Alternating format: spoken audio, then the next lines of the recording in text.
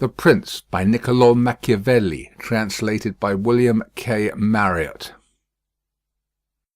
Introduction.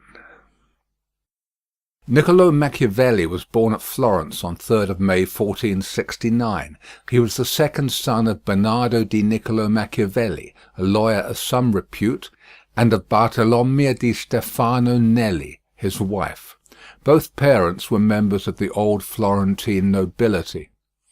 His life falls naturally into three periods, each of which, singularly enough, constitutes a distinct and important era in the history of Florence. His youth was concurrent with the greatness of Florence as an Italian power, under the guidance of Lorenzo de' Medici, Il Magnifico. The downfall of the Medici in Florence occurred in 1494, in which year Machiavelli entered the public service. During his official career, Florence was free under the government of a republic, which lasted until 1512, when the Medici returned to power and Machiavelli lost his office. The Medici again ruled Florence from 1512 until 1527, when they were once more driven out. This was the period of Machiavelli's literary activity and increasing influence, but he died within a few weeks of the expulsion of the Medici on 22nd June 1527 in his 58th year without having regained office. Heading: Youth, ages 1 to 25, 1469 to 94. Although there is little recorded of the youth of Machiavelli, the Florence of those days is so well known that the early environment of this representative citizen may be easily imagined. Florence has been described as a city with two opposite currents of life, one directed by the fervent and austere Savonarola, the other by the splendour-loving Lorenzo. Savonarola's influence upon the young Machiavelli must have been slight, for, although at one time he wielded immense power over the fortunes of Florence, he only furnished Machiavelli with a subject of a gibe in The Prince, where he is cited as an example of an unarmed prophet who came to a bad end. Whereas the magnificence of the Medicean rule during the life of Lorenzo appeared to have impressed Machiavelli strongly, for he frequently recurs to it in his writings, and it is to Lorenzo's grandson that he dedicates The Prince. Machiavelli, in his History of Florence, gives us a picture of the young men among whom his youth was passed. He writes, "They were freer than their forefathers in dress and living, and spent more in other kinds of excesses, consuming their time and money in idleness, gaming, and women. Their chief aim was to appear well dressed, and to speak with wit and acuteness, whilst he who could wound others the most cleverly was thought the wisest." In a letter to his son Guido, Machiavelli shows why youth should avail itself of its opportunities for study, and leads us to infer that his own youth had been so occupied. He writes, "I have received your letter, which has given me the greatest pleasure, especially because you tell me you are quite restored in health, than which I could have no better news. For, if God grant life to you, and to me, I hope to make a good man of you, if you are willing to do your share." Then, writing of a new patron, he continues, "This will turn out well for you, but it is necessary for you to study. Since, then, you have no longer the excuse of illness, take pains to study letters and music, for you see what honour is done to me for the little skill I have. Therefore, my son, if you wish to please me and to bring success and honour to yourself, do right and study, because others will help you if you help yourself." Heading: Office, ages 25 to 43, 1494 to 1512. The second period of Machiavelli's life was spent in the service of the Free Republic of Florence, which flourished, as stated above, from the expulsion of the Medici in 1494 until their return in 1512. After serving 4 years in one of the public offices, he was appointed Chancellor and Secretary to the Second Chancery, the Ten of Liberty and Peace. Here we are on firm ground when dealing with the events of Machiavelli's life, for during this time he took a leading part in the affairs of the Republic, and we have its decrees, records, and dispatches to guide us, as well as his own writings. A mere recapitulation of a few of his transactions with the statesmen and soldiers of his time gives a fair indication of his activities, and supplies the sources from which he drew the experiences and characters which illustrate the Prince. His first mission was in 1499 to Katharina Sforza, my Lady of Forli, of the Prince, from whose conduct and fate he drew the moral that it is far better to earn the confidence of the people than to rely on fortresses. This is a very noticeable principle in Machiavelli, and is urged by him in many ways as a matter of vital importance to princes. In 1500 he was sent to France to obtain terms from Louis XII for continuing the war against Pisa. This king it was who, in his conduct of affairs in Italy, committed the 5 capital errors in statecraft summarized in The Prince, and was consequently driven out. He also it was who made the dissolution of his marriage a condition of support to Pope Alexander VI, which leads Machiavelli to refer those who urge that such promises should be kept to what he has written concerning the faith of princes. Machiavelli's public life was largely occupied with events arising out of the ambitions of Pope Alexander VI and his son Cesare Borgia, the Duke Valentino, and these characters fill a large space of The Prince.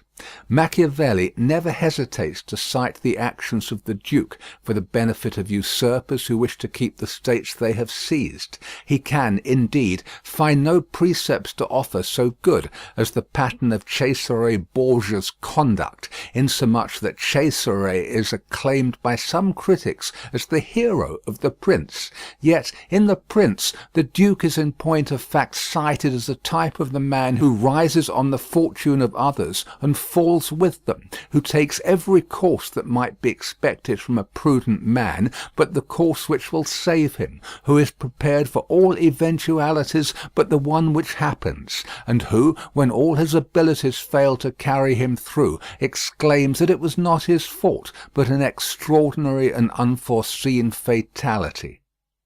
On the death of Pius III in 1503, Machiavelli was sent to Rome to watch the election of his successor, and there he saw Cesare Borgia cheated into allowing the choice of the college to fall on Giuliano delle Rovere, Julius II, who was one of the cardinals that had most reason to fear the Duke.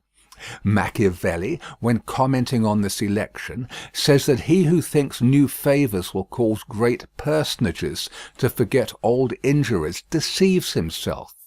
Julius did not rest until he had ruined Cesare.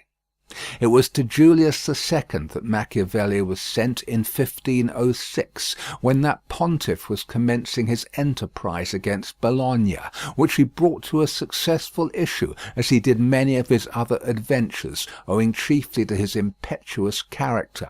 It is in reference to Pope Julius that Machiavelli moralizes on the resemblance between fortune and women, and concludes that it is the bold rather than the cautious man that will win and hold them both. It is impossible to follow here the varying fortunes of the Italian states, which in 1507 were controlled by France, Spain, and Germany, with results that have lasted to our day. We are concerned with those events, and with the 3 great actors in them, so far only as they impinge on the personality of Machiavelli. He had several meetings with Louis XII of France, and his estimate of that monarch's character has already been alluded to. Machiavelli has painted Ferdinand of Aragon as the man who accomplished great things under the cloak of religion, but who in reality had no mercy, faith, humanity, or integrity, and who, had he allowed himself to be influenced by such motives, would have been ruined.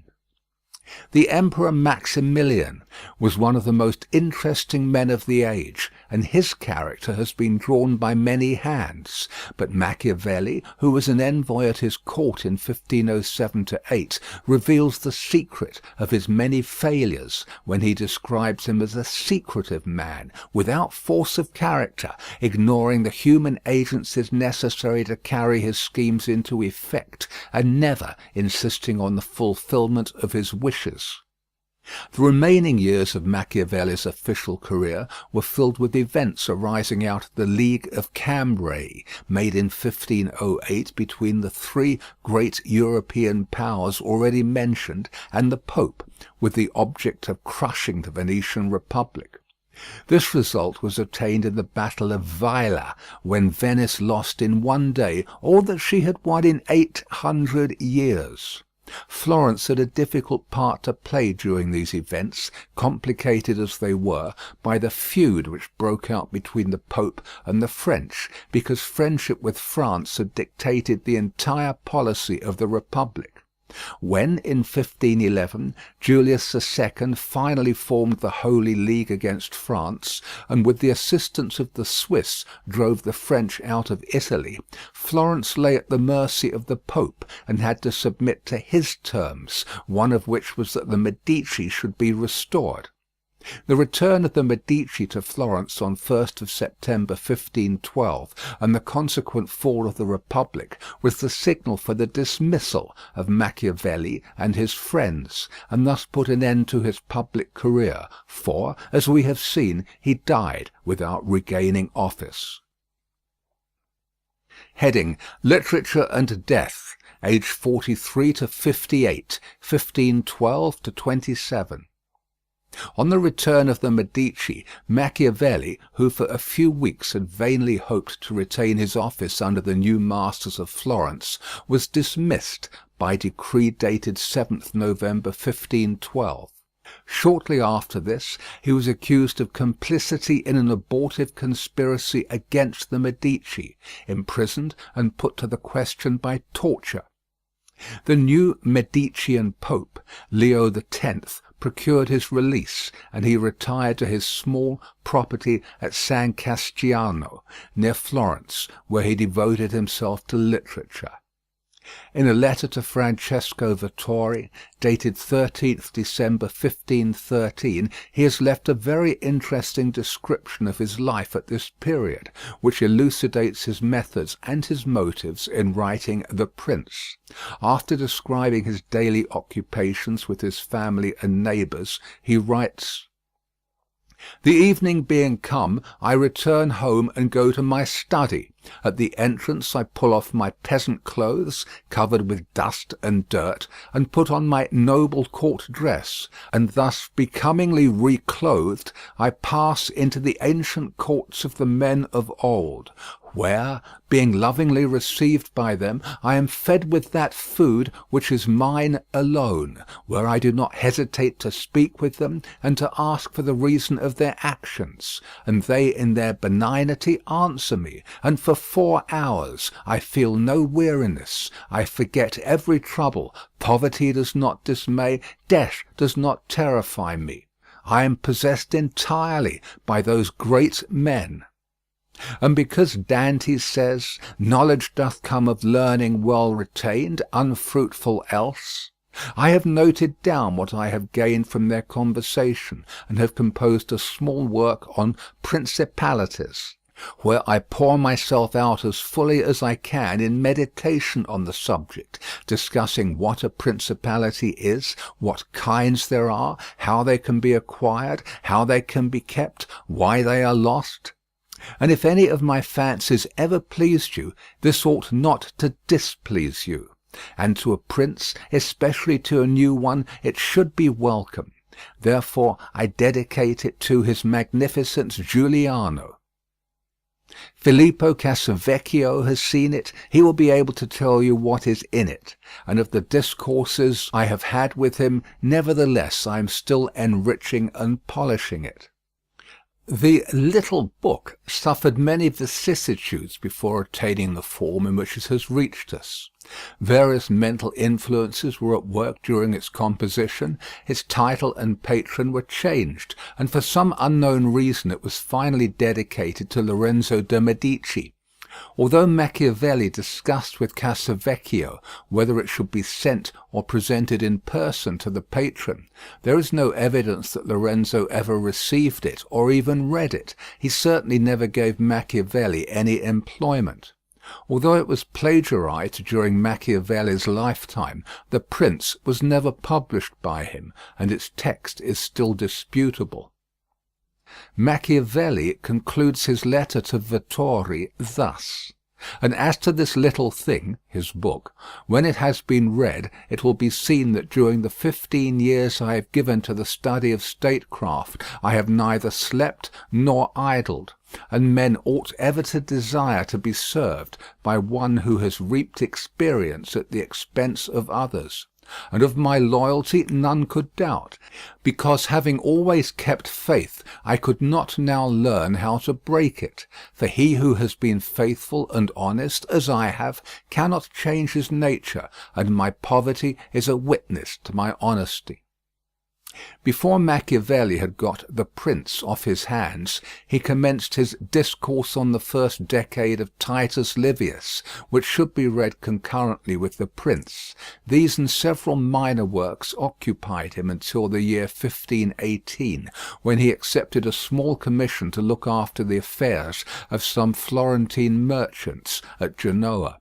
In 1519 the Medicean rulers of Florence granted a few political concessions to her citizens, and Machiavelli, with others, was consulted upon a new constitution, under which the Great Council was to be restored, but on one pretext or another it was not promulgated.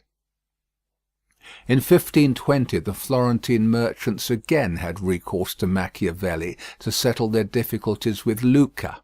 But this year was chiefly remarkable for his re-entry into Florentine literary society, where he was much sought after, and also for the production of his Art of War.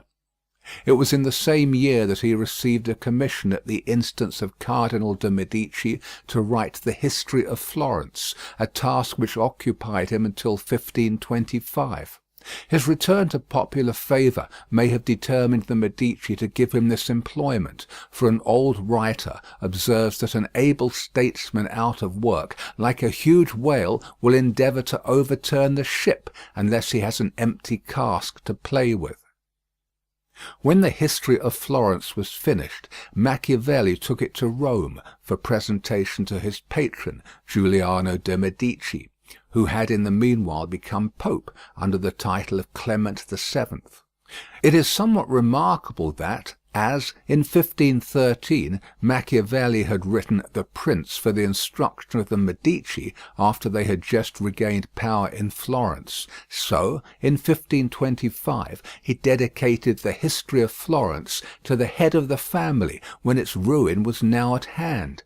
In that year the Battle of Pavia destroyed the French rule in Italy, and left Francis I a prisoner in the hands of his great rival Charles V.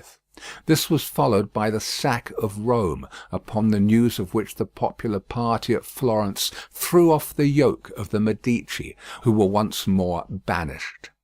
Machiavelli was absent from Florence at this time, but hastened his return, hoping to secure his former office of secretary to the Ten of Liberty and Peace.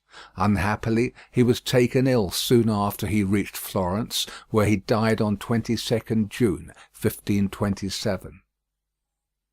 Heading: The Man and His Works. No one can say where the bones of Machiavelli rest, but modern Florence has decreed him a stately cenotaph in Santa Croce by the side of her most famous sons, recognizing that, whatever other nations may have found in his works, Italy found in them the idea of her unity and the germs of her Renaissance among the nations of Europe. Whilst it is idle to protest against the world-wide and evil signification of his name, it may be pointed out that the harsh construction of his doctrine, which this sinister reputation implies, was unknown to his own day, and that the researches of recent times have enabled us to interpret him more reasonably. It is due to these inquiries that the shape of an unholy necromancer, which so long haunted men's vision, has begun to fade. Machiavelli was undoubtedly a man of great observation, acuteness, and industry, noting with appreciative eye whatever passed before him, and with his supreme literary gift turning it to account in his enforced retirement from affairs. He does not present himself, nor is he depicted by his contemporaries, as a type of that rare combination, the successful statesman and author, for he appears to have been only moderately prosperous in his several embassies and political employments. He was misled by Caterina Sforza, ignored by Louis XII, overawed by Cesare Borgia. Several of his embassies were quite barren of results. His attempts to fortify Florence failed, and the soldiery that he raised astonished everybody by their cowardice. In the conduct of his own affairs he was timid and time-serving. He dared not appear by the side of Soderini, to whom he owed so much, for fear of compromising himself. His connection with the Medici was open to suspicion, and Giuliano appears to have recognized his real forte when he set him to write the history of Florence rather than employ him in the state. And it is on the literary side of his character, and there alone, that we find no weakness and no failure. Although the light of almost 4 centuries has been focused on the Prince, its problems are still debatable and interesting, because they are the eternal problems between the ruled and their rulers. Such as they are, its ethics are those of Machiavelli's contemporaries, yet they cannot be said to be out of date so long as the governments of Europe rely on material rather than on moral forces. Its historical incidents and personages become interesting by reason of the uses which Machiavelli makes of them to illustrate his theories of government and conduct. Leaving out of consideration those maxims of state which still furnish some European and Eastern statesmen with principles of action, the Prince is bestrewn with truths that can be proved at every turn. Men are still the dupes of their simplicity and greed, as they were in the days of Alexander VI. The cloak of religion still conceals the vices which Machiavelli laid bare in the character of Ferdinand of Aragon. Men will not look at things as they really are, but as they wish them to be, and are ruined. In politics there are no perfectly safe courses. Prudence consists in choosing the least dangerous ones. Then, to pass to a higher plane, Machiavelli reiterates that although crimes may win an empire, they do not win glory. Necessary wars are just wars, and the arms of a nation are hallowed when it has no other resource but to fight. It is the cry of a far later day than Machiavelli's that government should be elevated into a living moral force, capable of inspiring the people with a just recognition of the fundamental principles of society. To this high argument the Prince contributes but little. Machiavelli always refused to write either of men or of governments otherwise than as he found them, and he writes with such skill and insight that his work is of abiding value. But what invests the Prince with more than a merely artistic or historical interest is the incontrovertible truth that it deals with the great principles which still guide nations and rulers in their relationship with each other and their neighbours. In translating the Prince, my aim has been to achieve at all costs an exact literal rendering of the original, rather than a fluent paraphrase adapted to the modern notions of style and expression. Machiavelli was no facile phrasemonger. The conditions under which he wrote obliged him to weigh every word. His themes were lofty, his substance grave, his manner nobly plain and serious. Quis eo fuit unquam in partiundus rebus, in defiendis in explandis pressior? In The Prince it may be truly said there is reason assignable, not only for every word, but for the position of every word. To an Englishman of Shakespeare's time, the translation of such a treatise was in some ways a comparatively easy task, for in those times the genius of the English more nearly resembled that of the Italian language. To the Englishman of today it is not so simple.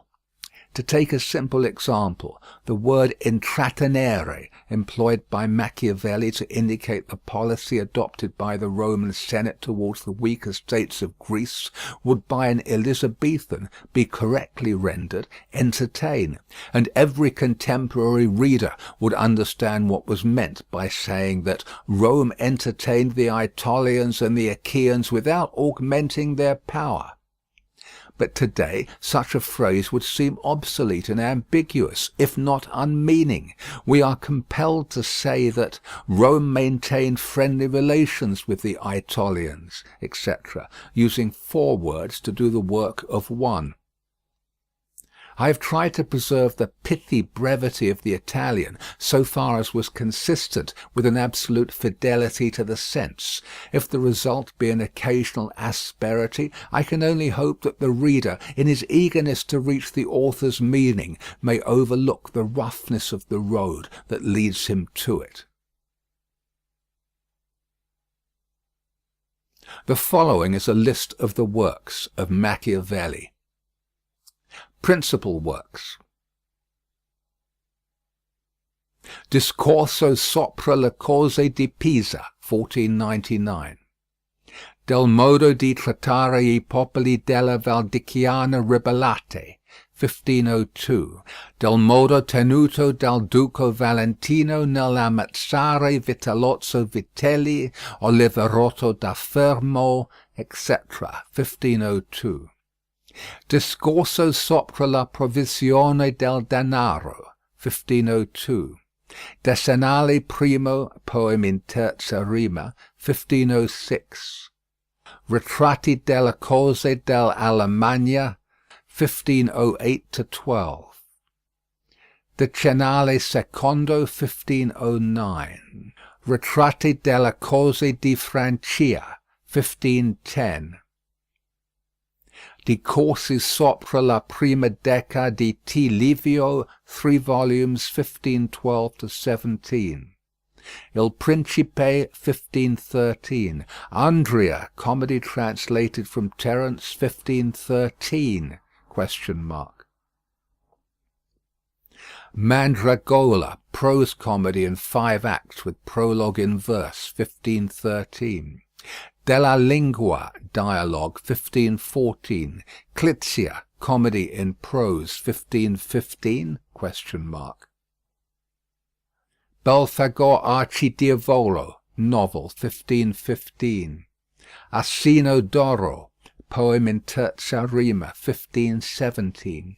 Dell'arte della guerra, 1519-20. Discorso sopra il riformare lo Stato di Firenze, 1520. Sommario delle cose della città di Lucca, 1520. Vita di Castruccio Castracani da Lucca, 1520. Historiae Fiorentina, 8 books, 1521-5. Frammenti Storici, 1525.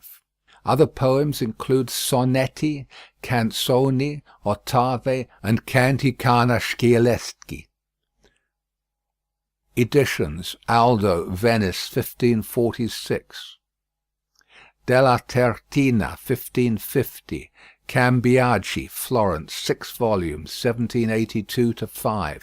Dei Classici, Milan. 10, 1813. Silvestri, 9 volumes, 1820-2. Passerini, Fanfani, Milanese, 6 volumes, only published 1873-7. Minor works, edited F. L. Polidori, 1852. Lettere familiari, edited E. L. Visi, 1883. 2 editions, one with excisions. Credited writings, edited G. Canestrini, 1857. Letters to F. Vittori, C. A. Ridolfi. Pensieri intorno allo scopo di N. Machiavelli nel libro Il Principe, etc. Di Ferrara, The Private Correspondence of Niccolò Machiavelli, 1929.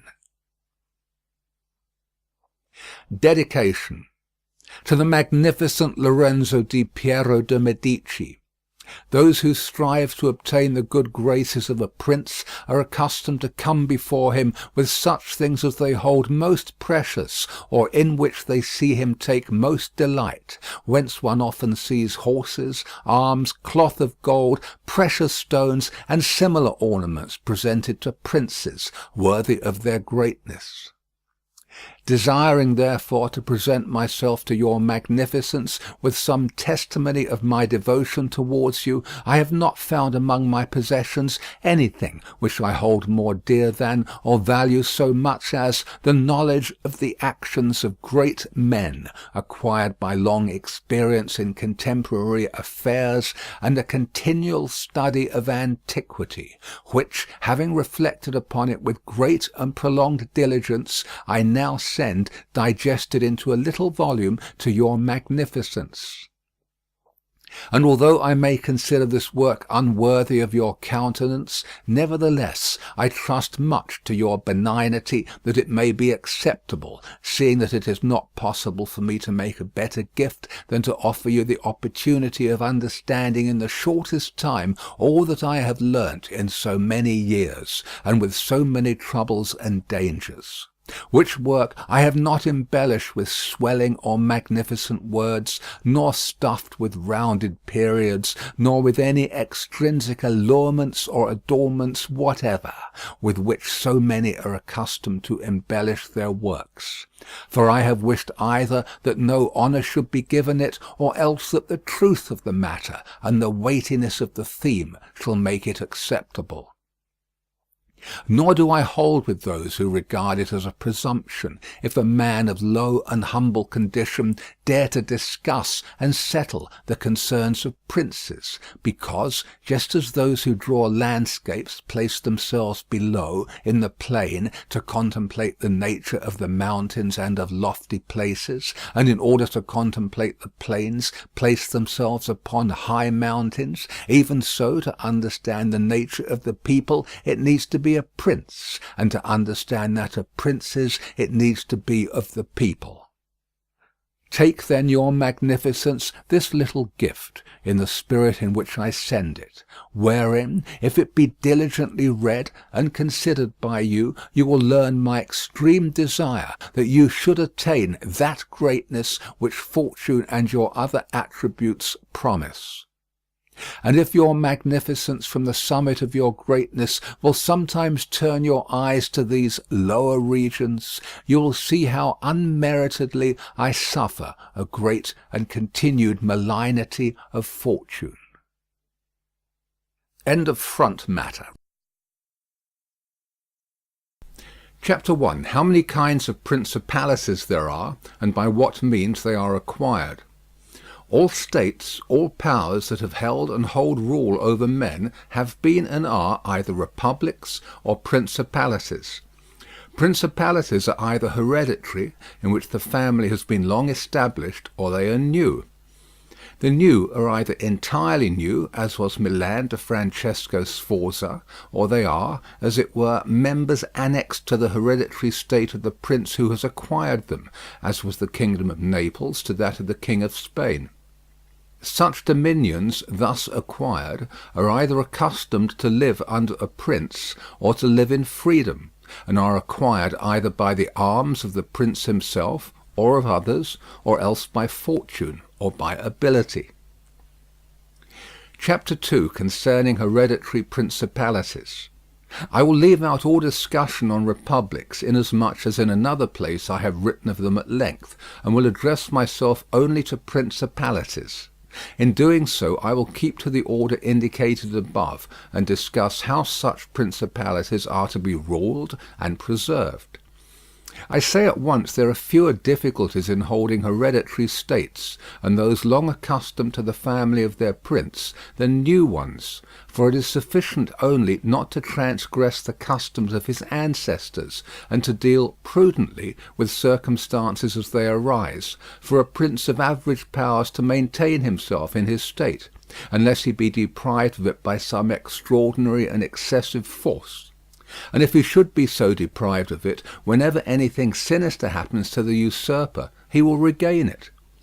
We have in Italy, for example, the Duke of Ferrara, who could not have withstood the attacks of the Venetians in 84, nor those of Pope Julius in 10, unless he had been long established in his dominions. For the hereditary prince has less cause and less necessity to offend.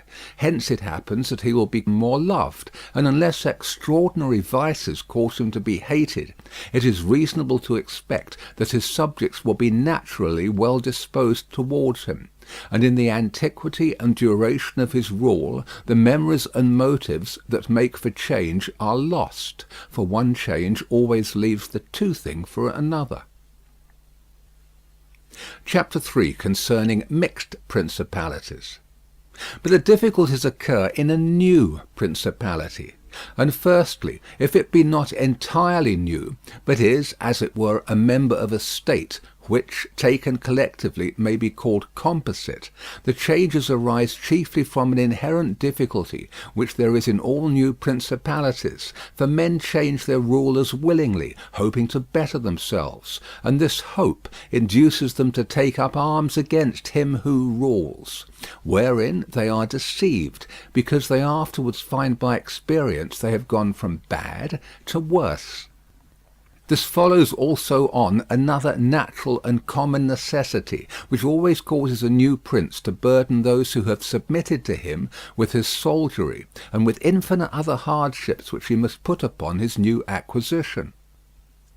In this way you have enemies in all those whom you have injured in seizing that principality, and you are not able to keep those friends who put you there, because of your not being able to satisfy them in the way they expected, and you cannot take strong measures against them, feeling bound to them. For, although one may be very strong in armed forces, yet in entering a province one has always need of the good will of the natives.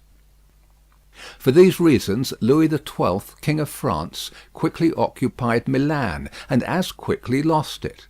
And to turn him out the first time it only needed Lodovico's own forces, because those who had opened the gates to him, finding themselves deceived in their hopes of future benefit, would not endure the ill treatment of the new prince.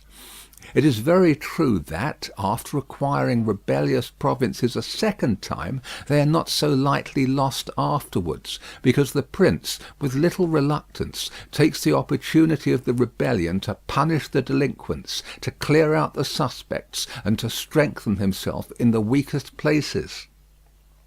Thus, to cause France to lose Milan the first time, it was enough for the Duke Lodovico. Duke Lodovico was Lodovico Moro, a son of Francesco Sforza, who married Beatrice d'Este. He ruled over Milan from 1494 to 1500, and died in 1510. Thus, to cause France to lose Milan the first time, it was enough for the Duke Lodovico to raise insurrections on the borders, but to cause him to lose it a second time, it was necessary to bring the whole world against him, and that his armies should be defeated and driven out of Italy, which followed from the causes above mentioned. Nevertheless, Milan was taken from France both the first and the second time. The general reasons for the first have been discussed. It remains to name those for the second, and to see what resources he had, and what anyone in his situation would have had for maintaining himself more securely in his acquisition than did the King of France. Now, I say that those dominions which, when acquired, are added to an ancient state by him who acquires them, are either of the same country and language, or they are not. When they are, it is easier to hold them, especially when they have not been accustomed to self-government, and to hold them securely it is enough to have destroyed the family of the prince who was ruling them. Because the two peoples, preserving in other things the old conditions, and not being unlike in customs, will live quietly together, as one has seen in Brittany, Burgundy, Gascony, and Normandy, which have been bound to France for so long a time. And although there may be some difference in language, nevertheless the customs are alike, and the people will easily be able to get on amongst themselves. He who has annexed them, if he wishes to hold them, has only to bear in mind two considerations: the one, that the family of their former lord is extinguished; the other, that neither their laws nor their taxes are altered, so that in a very short time they will become entirely one body with the old principality. But when states are acquired in a country differing in language, customs, or laws, there are difficulties, and good fortune and great energy are needed to hold them, and one of the greatest and most real helps would be that he who has acquired them should go and reside there. This would make his position more secure and durable, as it has made that of the Turk in Greece, who, notwithstanding all the other measures taken by him for holding that state, if he had not settled there, would not have been able to keep it. Because, if one is on the spot, disorders are seen as they spring up, and one can quickly remedy them. But if one is not at hand, they are heard of only when they are great, and then one can no longer remedy them.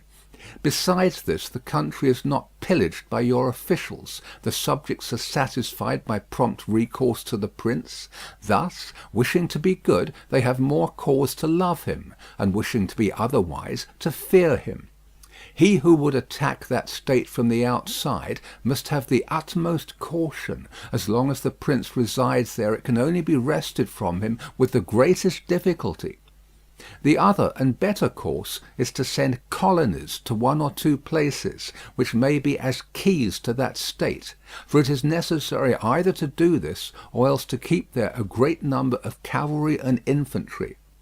A prince does not spend much on colonies, for with little or no expense he can send them out and keep them there, and he offends a minority only of the citizens, from whom he takes lands and houses to give them to the new inhabitants. And those whom he offends, remaining poor and scattered, are never able to injure him, whilst the rest, being uninjured, are easily kept quiet, and at the same time are anxious not to err, for fear it should happen to them, as it has to those who have been despoiled. In conclusion, I say that these colonies are not costly, they are more faithful, they injure less, and the injured, as has been said, being poor and scattered, cannot hurt. Upon this, one has to remark that men ought either to be well treated or crushed, because they can avenge themselves of lighter injuries, of more serious ones they cannot. Therefore, the injury that is to be done to a man ought to be of such a kind that one does not stand in fear of revenge. But in maintaining armed men there in place of colonies, one spends much more, having to consume on the garrison all the income from the state, so that the acquisition turns into a loss, and many more are exasperated, because the whole state is injured. Through the shifting of the garrison up and down, all become acquainted with hardship, and all become hostile, and they are enemies who, whilst beaten on their own ground, are yet able to do hurt. For every reason, therefore, such guards are as useless as a colony is useful. Again, the prince who holds a country differing in the above respects ought to make himself the head and defender of his less powerful neighbours, and to weaken the more powerful amongst them, taking care that no foreigner as powerful as himself shall, by any accident, get a footing there, for it will always happen that such a one will be introduced by those who are discontented, either through excess of ambition or through fear, as one has seen already. The Romans were brought into Greece by the Aetolians, and in every other country where they obtained a footing they were brought in by the inhabitants. And the usual course of affairs is that, as soon as a powerful foreigner enters a country, all the subject states are drawn to him, moved by the hatred which they feel against the ruling power. So that in respect to those subject states he has not to take any trouble to gain them over to himself, for the whole of them quickly rally to the state which he has acquired there. He has only to take care that they do not get hold of too much power and too much authority, and then with his own forces and with their good will he can easily keep down the more powerful of them, so as to remain entirely master in the country. And he who does not properly manage this business will soon lose what he has acquired, and whilst he does hold it he will have endless difficulties and troubles. The Romans, in the countries which they annexed, observed closely these measures. They sent colonies and maintained friendly relations with the minor powers. Footnote, see remark in the introduction on the word intratenere.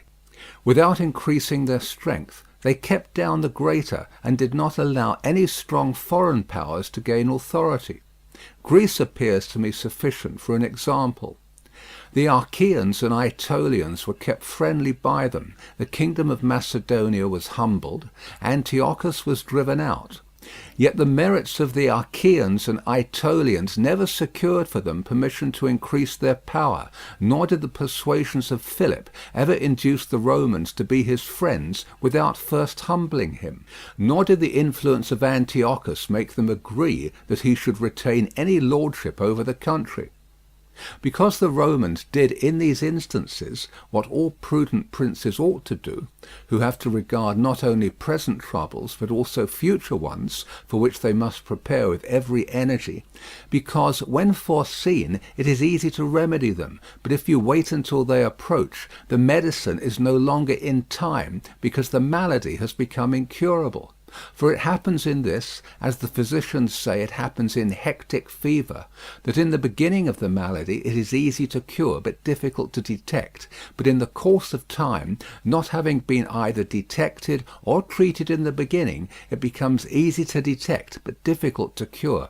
This it happens in affairs of state, for when the evils that arise have been foreseen, which it is only given to a wise man to see, they can be quickly redressed, but when, through not having been foreseen, they have been permitted to grow in a way that everyone can see them, there is no longer a remedy. Therefore the Romans, foreseeing troubles, dealt with them at once, and, even to avoid a war, would not let them come to a head. For they knew that war is not to be avoided, but is only to be put off to the advantage of others. Moreover, they wished to fight with Philip and Antiochus in Greece, so as not to have to do it in Italy. They could have avoided both. But this they did not wish, nor did that ever please them which is for ever in the mouths of the wise ones of our time. Let us enjoy the benefits of the time, but rather the benefits of their own valour and prudence. For time drives everything before it, and is able to bring with it good as well as evil, and evil as well as good. But let us turn to France, and inquire whether she has done any of the things mentioned. I will speak of Louis. Footnote, Louis XII, King of France, the father of the people, born 1462, died 1515, and not of Charles. Footnote, Charles VIII, King of France, born 1470, died 1498. I will speak of Louis, and not of Charles, as the one whose conduct is the better to be observed, he having held possession of Italy for the longest period. And you will see that he has done the opposite to those things which ought to be done to retain a state composed of diverse elements. King Louis was brought into Italy by the ambition of the Venetians, who desired to obtain half the state of Lombardy by his intervention.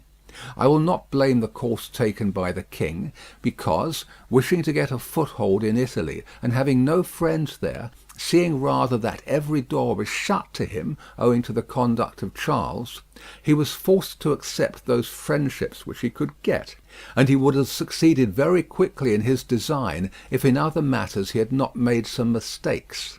The king, however, having acquired Lombardy, regained at once the authority which Charles had lost. Genoa yielded. The Florentines became his friends. The Marquis of Mantua, the Duke of Ferrara, the Bentivogli, my Lady of Forli, the lords of Firenze, of Pesaro, of Rimini, of Camerino, of Piombino, the Lucchesi, the Pisans, the Sienese, everybody made advances to him to become his friend. Then could the Venetians realize the rashness of the course taken by them, which, in order that they might secure 2 towns in Lombardy, had made the king master of 2/3 of Italy. Let any one now consider with what little difficulty the king could have maintained his position in Italy had he observed the rules above laid down, and kept all his friends secure and protected. For although they were numerous, they were both weak and timid, some afraid of the church, some of the Venetians, and thus they would always have been forced to stand in with him, and by their means he could easily have made himself secure against those who remained powerful. But he was no sooner in Milan than he did the contrary, by assisting Pope Alexander to occupy the Romagna. It never occurred to him that by this action he was weakening himself, depriving himself of friends and of those who had thrown themselves into his lap, whilst he aggrandized the church by adding much temporal power to the spiritual, thus giving it greater authority. And, having committed this prime error, he was obliged to follow it up, so much so that, to put an end to the ambition of Alexander, and to prevent his becoming the master of Tuscany, he was himself forced to come into Italy.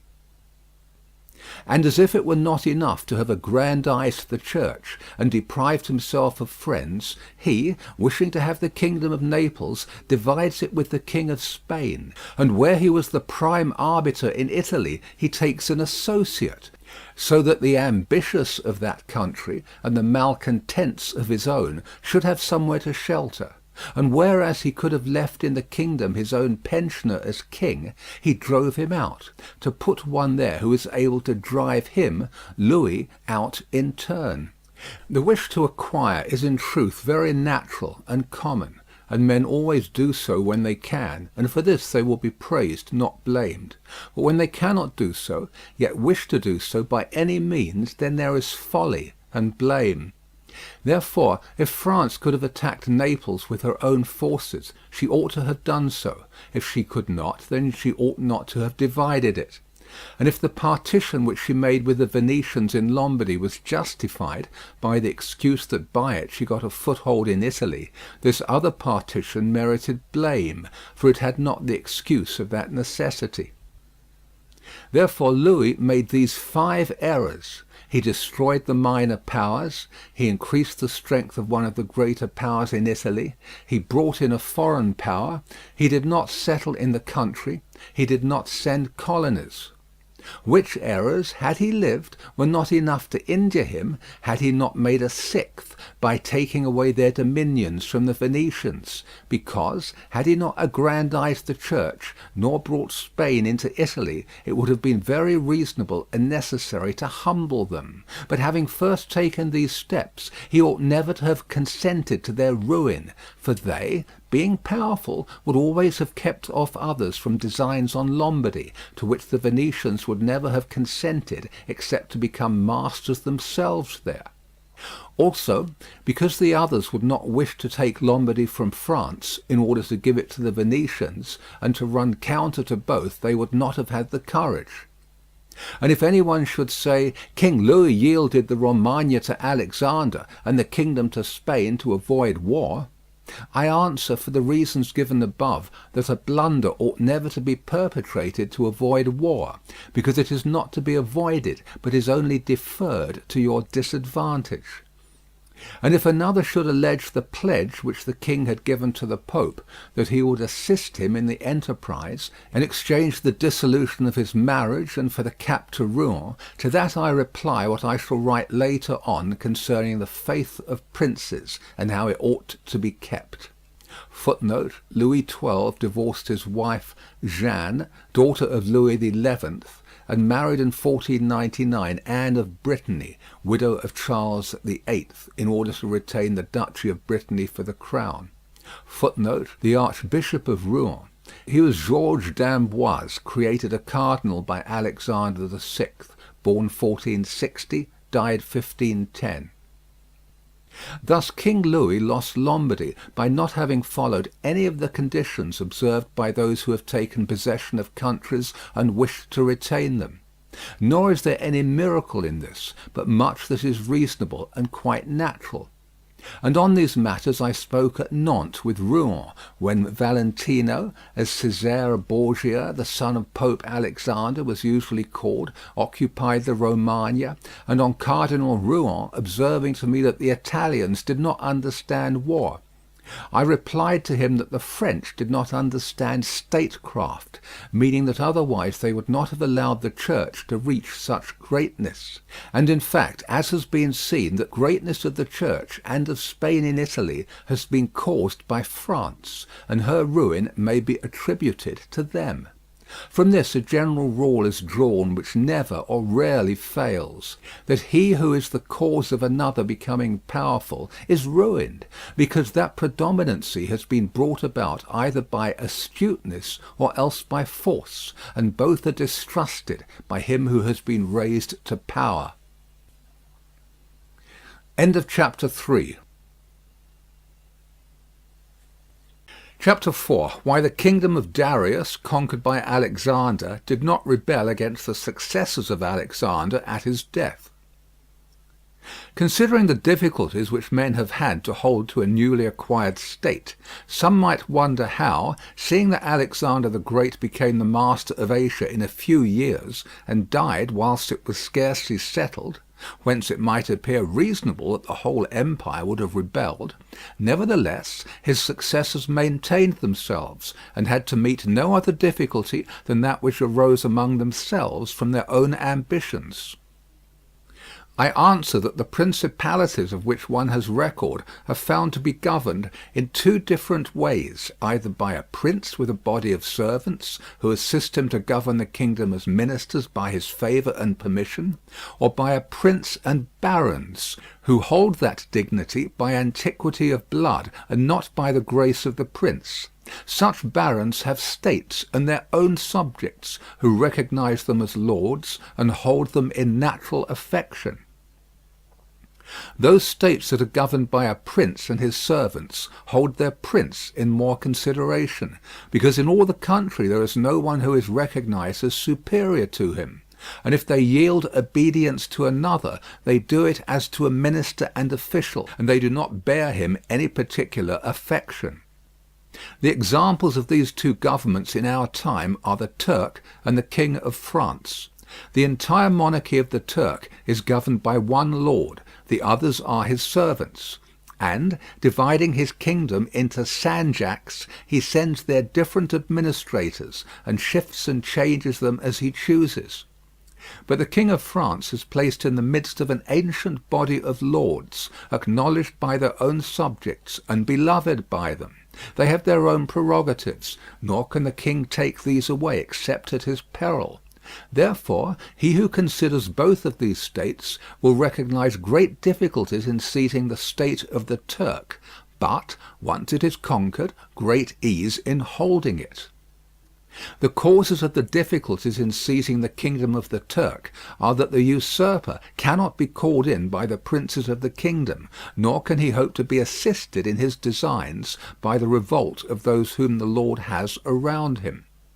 This arises from the reasons given above, for his ministers, being all slaves and bondmen, can only be corrupted with great difficulty, and one can expect little advantage from them when they have been corrupted, as they cannot carry the people with them for the reasons assigned. Hence, he who attacks the Turk must bear in mind that he will find him united, and he will have to rely more on his own strength than on the revolt of others.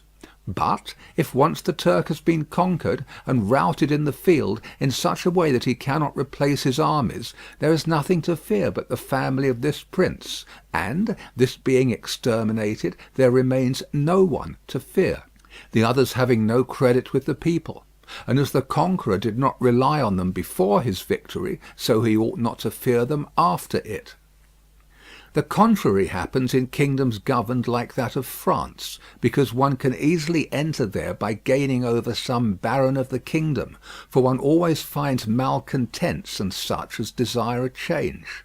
Such men, for the reasons given, can open the way into the state and render the victory easy. But if you wish to hold it afterwards, you meet with infinite difficulties, both from those who have assisted you and from those you have crushed.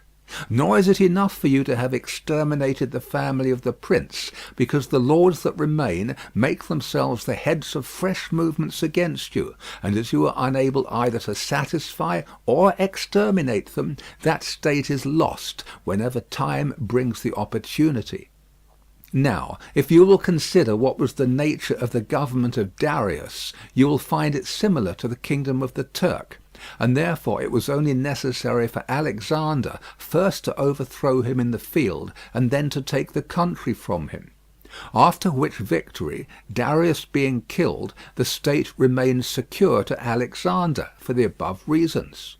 And if his successors had been united, they would have enjoyed it securely and at their ease, for there were no tumults raised in the kingdom except those they provoked themselves.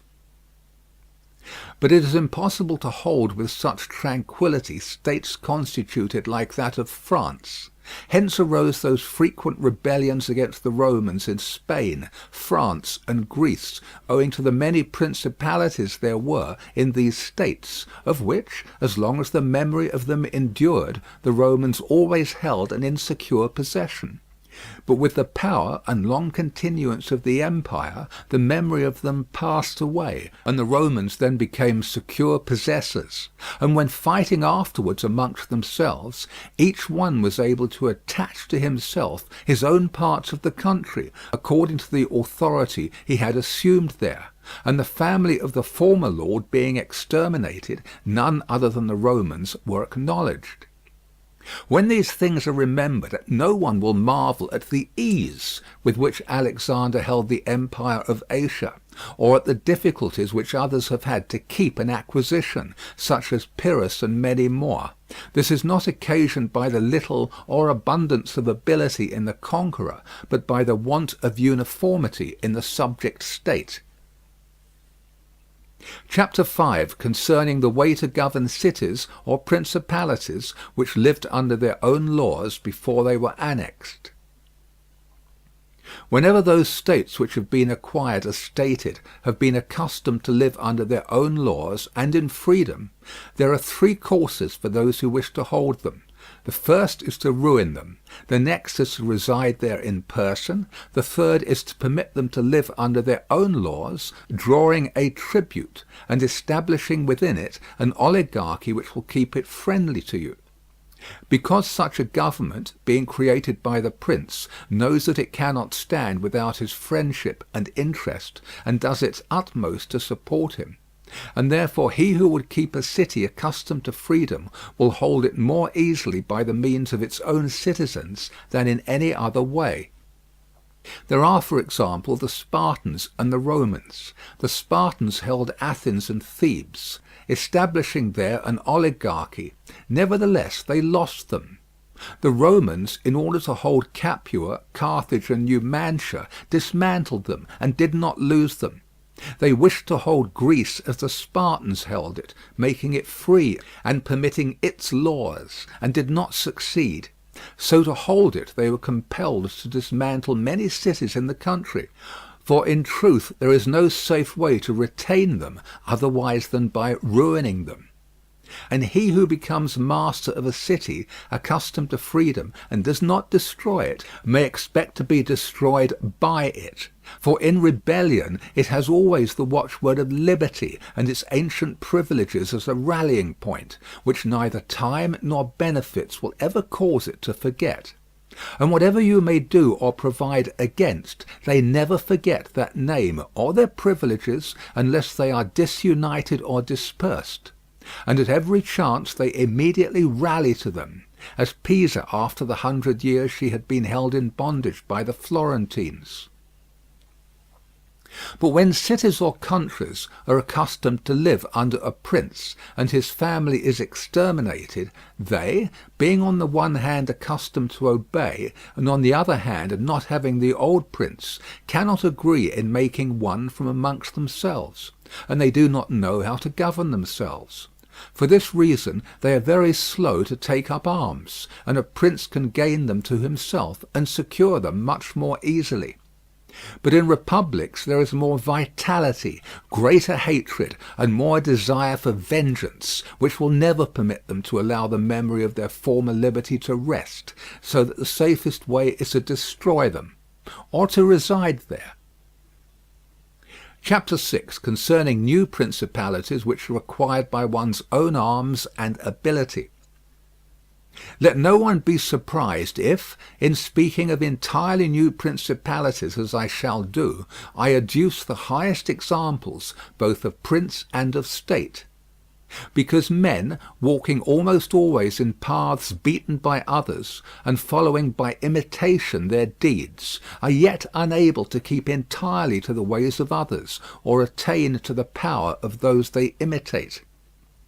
A wise man ought always to follow the paths beaten by great men, and to imitate those who have been supreme, so that if his ability does not equal theirs, at least it will savour of it. Let him act like the clever archers who, designing to hit the mark which yet appears too far distant, and knowing the limits to which the strength of their bow attains, take aim much higher than the mark, not to reach by their strength or arrow to so great a height, but to be able with the aid of so high an aim to hit the mark they wish to reach. I say therefore that in entirely new principalities, where there is a new prince, more or less difficulty is found in keeping them, according as there is more or less ability in him who has acquired the state. Now, as the fact of becoming a prince from a private station presupposes either ability or fortune, it is clear that one or other of these things will mitigate in some degree many difficulties. Nevertheless, he who has relied least on fortune is established the strongest. Further, it facilitates matters when the prince, having no other state, is compelled to reside there in person. But to come to those who, by their own ability and not through fortune, have risen to be princes, I say that Moses, Cyrus, Romulus, Theseus, and such like are the most excellent examples. And although one may not discuss Moses, he having been a mere executor of the will of God, yet he ought to be admired, if only for that favour which made him worthy to speak with God. But in considering Cyrus and others who have acquired or founded kingdoms, all will be found admirable. And if their particular deeds and conduct shall be considered, they will not be found inferior to those of Moses, although he had so great a preceptor. And in examining their actions and lives, one cannot see that they owed anything to fortune beyond opportunity, which brought them the material to mould into the form which seemed best to them. Without that opportunity their powers of mind would have been extinguished, and without those powers the opportunity would have come in vain. It was necessary, therefore, to Moses that he should find the people of Israel in Egypt enslaved and oppressed by the Egyptians, in order that they should be disposed to follow him so as to be delivered out of bondage. It was necessary that Romulus should not remain in Alba, and that he should be abandoned at his birth, in order that he should become king of Rome and founder of the fatherland. It was necessary that Cyrus should find the Persians discontented with the government of the Medes, and the Medes soft and effeminate through their long peace. Theseus could not have shown his ability had he not found the Athenians dispersed. These opportunities, therefore, made these men fortunate, and their high ability enabled them to recognize the opportunity whereby their country was ennobled and made famous. Those who by valorous ways become princes, like these men, acquire a principality with difficulty, but they keep it with ease. The difficulties they have in acquiring it rise in part from the new rules and methods which they are forced to introduce to establish their government and its security. And it ought to be remembered that there is nothing more difficult to take in hand, more perilous to conduct, or more uncertain in its success, than to take the lead in the introduction of a new order of things, because the innovator has for enemies all those who have done well under the old conditions, and lukewarm defenders in those who may do well under the new. This coolness arises partly from fear of the opponents, who have the laws on their side, and partly from the incredulity of men, who do not readily believe in new things until they have had a long experience of them.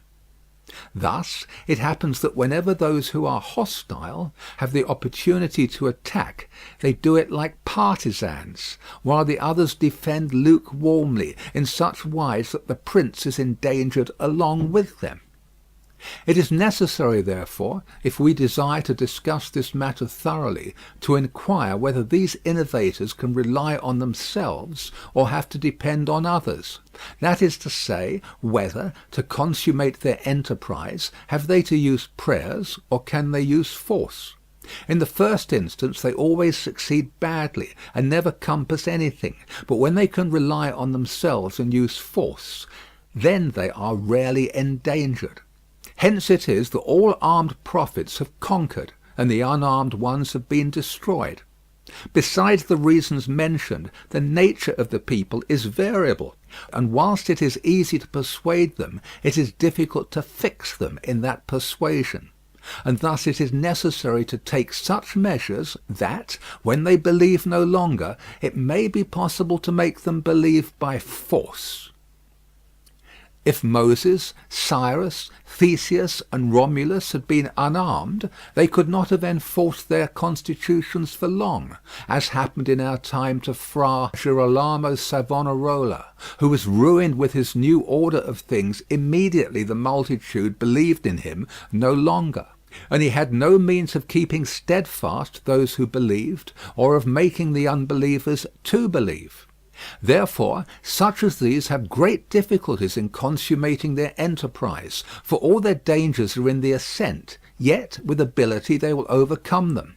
But when these are overcome, and those who envied them their success are exterminated, they will begin to be respected, and they will continue afterwards powerful, secure, honoured, and happy.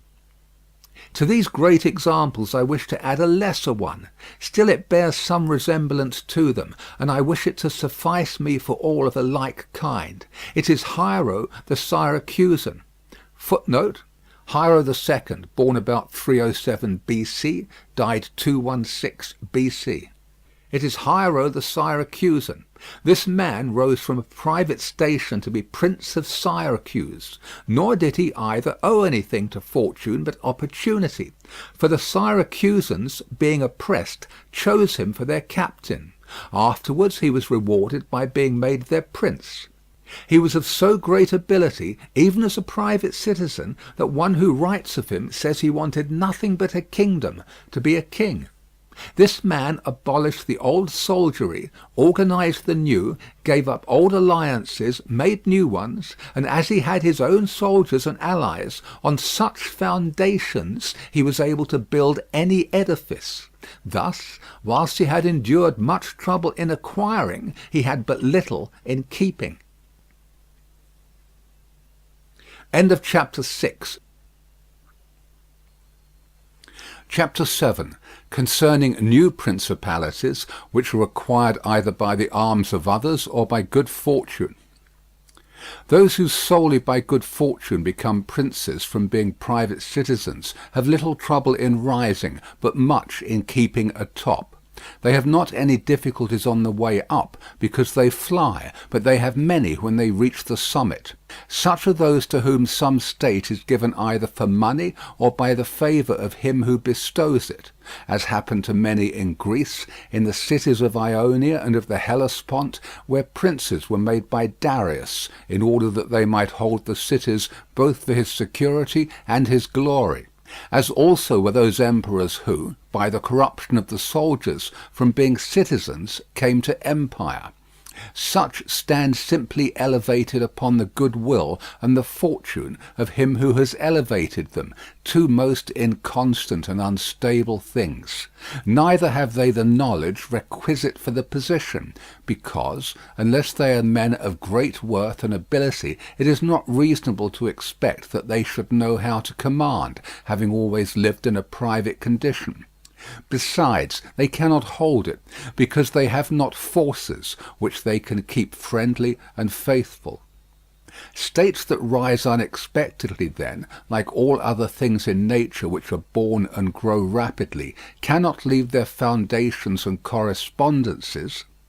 Footnote: Le radici correspondenze, their roots, i.e. foundations and correspondences or relations with other states, a common meaning of correspondence and correspondency in the 16th and 17th centuries, cannot leave their foundations and correspondences fixed in such a way that the first storm will not overthrow them, unless, as is said, those who unexpectedly become princes are men of so much ability that they know they have to be prepared at once to hold that which fortune has thrown into their laps, and that those foundations which others have laid before they became princes, they must lay afterwards.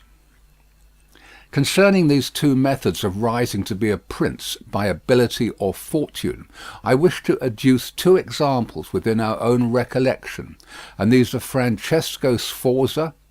Footnote: Francesco Sforza, born 1401, died 1466. He married Bianca Maria Visconti, a natural daughter of Filippo Visconti, the Duke of Milan, on whose death he procured his own elevation to the duchy.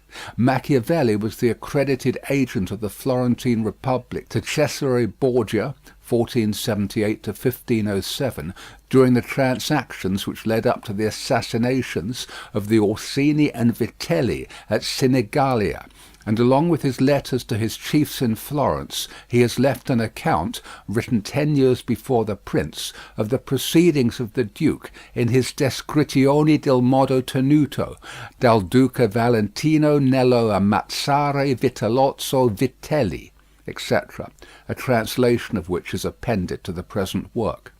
I wish to adduce two examples within our own recollection, and these are Francesco Sforza and Cesare Borgia. Francesco, by proper means and with great ability, from being a private person rose to be Duke of Milan, and that which he had acquired with 1,000 anxieties he kept with little trouble. On the other hand, Cesare Borgia, called by the people Duke Valentino, acquired his state during the ascendancy of his father, and on its decline he lost it, notwithstanding that he had taken every measure and done all that ought to be done by a wise and able man to fix firmly his roots in the states which the arms and fortunes of others had bestowed on him.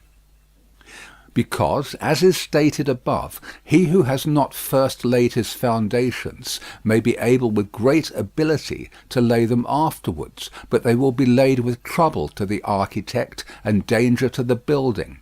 If, therefore, all the steps taken by the Duke be considered, it will be seen that he laid solid foundations for his future power, and I do not consider it superfluous to discuss them, because I do not know what better precepts to give a new prince than the example of his actions, and if his dispositions were of no avail, that was not his fault, but the extraordinary and extreme malignity of fortune. Alexander VI, in wishing to aggrandize the Duke, his son, had many immediate and prospective difficulties. Firstly, he did not see his way to make him master of any state that was not a state of the Church, and if he was willing to rob the Church, he knew that the Duke of Milan and the Venetians would not consent, because Faenza and Rimini were already under the protection of the Venetians. Besides this, he saw the arms of Italy, especially those by which he might have been assisted, in hands that would fear the aggrandizement of the Pope, namely, the Orsini and the Colonnesi and their following. It behoved him, therefore, to upset this state of affairs and embroil the powers, so as to make himself securely master of part of their states. This was easy for him to do, because he found the Venetians, moved by other reasons, inclined to bring back the French into Italy. He would not only not oppose this, but he would render it more easy by dissolving the former marriage of King Louis. Therefore the king came into Italy with the assistance of the Venetians and the consent of Alexander. He was no sooner in Milan than the Pope had soldiers from him for the attempt on the Romagna, which yielded to him on the reputation of the king.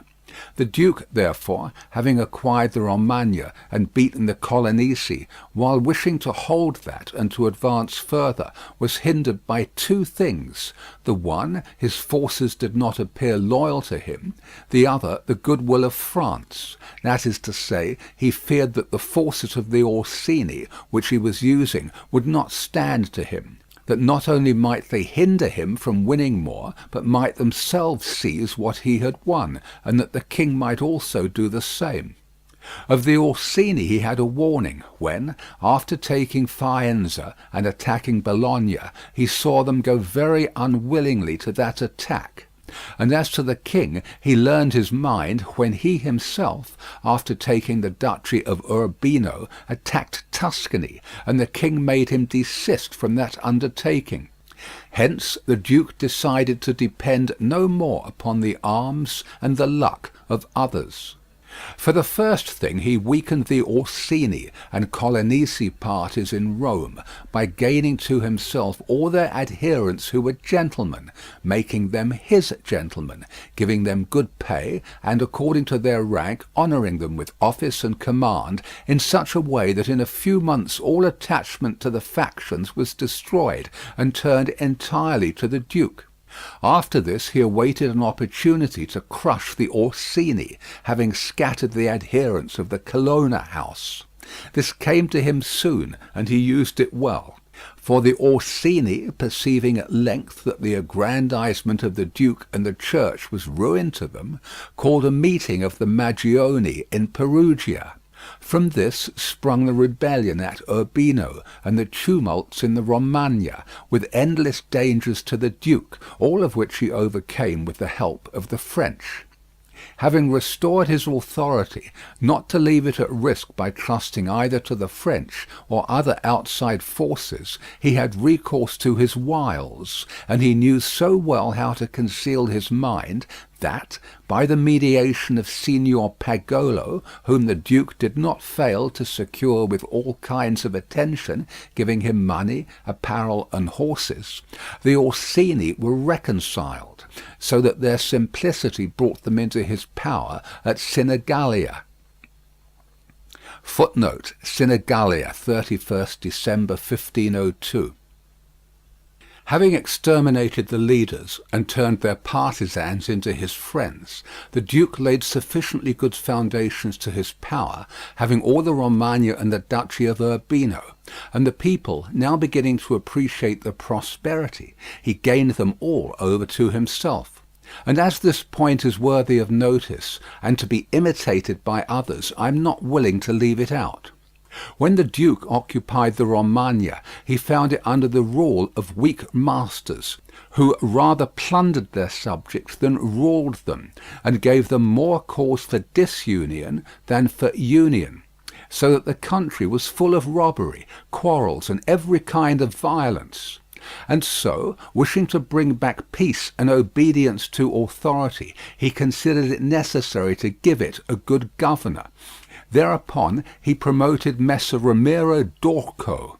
Footnote: Romero d'Orco, Romero de Lorca. Therefore he promoted Messer Romero d'Orco, a swift and cruel man, to whom he gave the fullest power.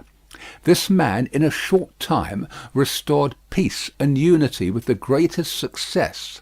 Afterwards the duke considered that it was not advisable to confer such excessive authority, for he had no doubt but that he would become odious, so he set up a court of judgment in the country under a most excellent president, wherein all cities had their advocates. And because he knew that the past severity had caused some hatred against himself, so, to clear himself in the minds of the people and gain them entirely to himself, he desired to show that, if any cruelty had been practised, it had not originated with him, but in the natural sternness of the minister. Under this pretence he took Ramiro, and one morning caused him to be executed, and left on the piazza at Cesena with the block and a bloody knife at his side. The barbarity of this spectacle caused the people to be at once satisfied and dismayed. But let us return whence we started. I say that the duke, finding himself now sufficiently powerful and partly secured from immediate dangers by having armed himself in his own way, and having in a great measure crushed those forces in his vicinity that could injure him if he wished to proceed with his conquest, had next to consider France, for he knew that the king, who too late was aware of his mistake, would not support him. And from this time he began to seek new alliances and to temporize with France in the expedition which she was making towards the kingdom of Naples against the Spaniards who were besieging Gaeta. It was his intention to secure himself against them, and this he would have quickly accomplished had Alexander lived. Such was his line of action as to present affairs. But as to the future, he had to fear, in the first place, that a new successor to the Church might not be friendly to him, and might seek to take from him that which Alexander had given him. So he decided to act in 4 ways. Firstly, by exterminating the families of those lords whom he had despoiled, so as to take away that pretext from the Pope. Secondly, by winning to himself all the gentlemen of Rome, so as to be able to curb the Pope with their aid, as has been observed. Thirdly, by converting the college more to himself. Fourthly, by acquiring so much power before the Pope should die, that he could by his own measures resist the first shock. Of these 4 things, at the death of Alexander, he had accomplished 3, for he had killed as many of the dispossessed lords as he could lay hands on, and few had escaped. He had won over the Roman gentlemen, and he had the most numerous party in the college. And as to any fresh acquisition, he intended to become master of Tuscany, for he already possessed Perugia and Piombino, and Pisa was under his protection. And as he had no longer to study France, for the French were already driven out of the kingdom of Naples by the Spaniards, and in this way both were compelled to buy his good will, he pounced down upon Pisa. After this, Lucca and Siena yielded at once, partly through hatred and partly through fear of the Florentines, and the Florentines would have had no remedy had he continued to prosper, as he was prospering the year that Alexander died, for he had acquired so much power and reputation that he would have stood by himself, and no longer have depended on the luck and the forces of others, but solely on his own power and ability. But Alexander died 5 years after he had first drawn the sword. He left the duke with the state of Romagna alone consolidated, with the rest in the air, between 2 most powerful hostile armies, and sick unto death. Yet there were in the duke such boldness and ability, and he knew so well how men are to be won or lost, and so firm were the foundations which in so short a time he had laid, that if he had not had those armies on his back, or if he had been in good health, he would have overcome all difficulties. And it is seen that his foundations were good, for the Romagna awaited him for more than a month. In Rome, although but half alive, he remained secure, and whilst the Baglioni, the Vitelli, and the Orsini might come to Rome, they could not effect anything against him. If he could not have made Pope him whom he wished, at least the one whom he did not wish would not have been elected. But if he had been in sound health at the death of Alexander, Alexander VI died of fever, 18th August 1503. But if he had been in sound health at the death of Alexander, everything would have been different to him.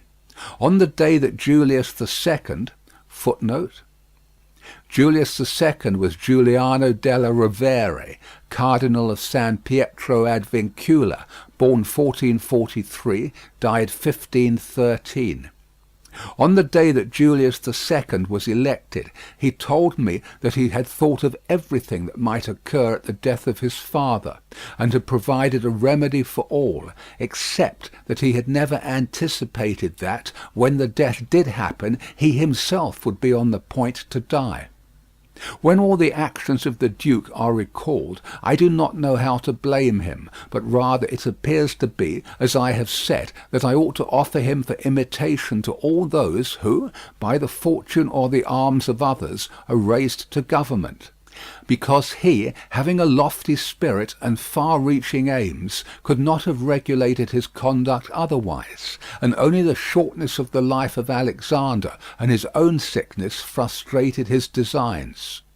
Therefore, he who considers it necessary to secure himself in his new principality, to win friends, to overcome either by force or fraud, to make himself beloved and feared by the people, to be followed and revered by the soldiers, to exterminate those who have power or reason to hurt him, to change the old order of things for new, to be severe and gracious, magnanimous and liberal, to destroy a disloyal soldiery and to create new, to maintain friendship with kings and princes in such a way that they must help him with zeal and offend with caution, cannot find a more lively example than the actions of this man. Only can he be blamed for the election of Julius II, in whom he made a bad choice, because, as is said, not being able to elect a pope to his own mind, he could have hindered any other from being elected pope, and he ought never to have consented to the election of any cardinal whom he had injured or who had cause to fear him if they became pontiffs, for men injure either from fear or hatred. Those whom he had injured, amongst others, were San Pietro ad Vincula, Colonna, San Giorgio, and Ascanio. Footnote. San Giorgio is Raffaello Riario. Ascanio is Ascanio Sforza.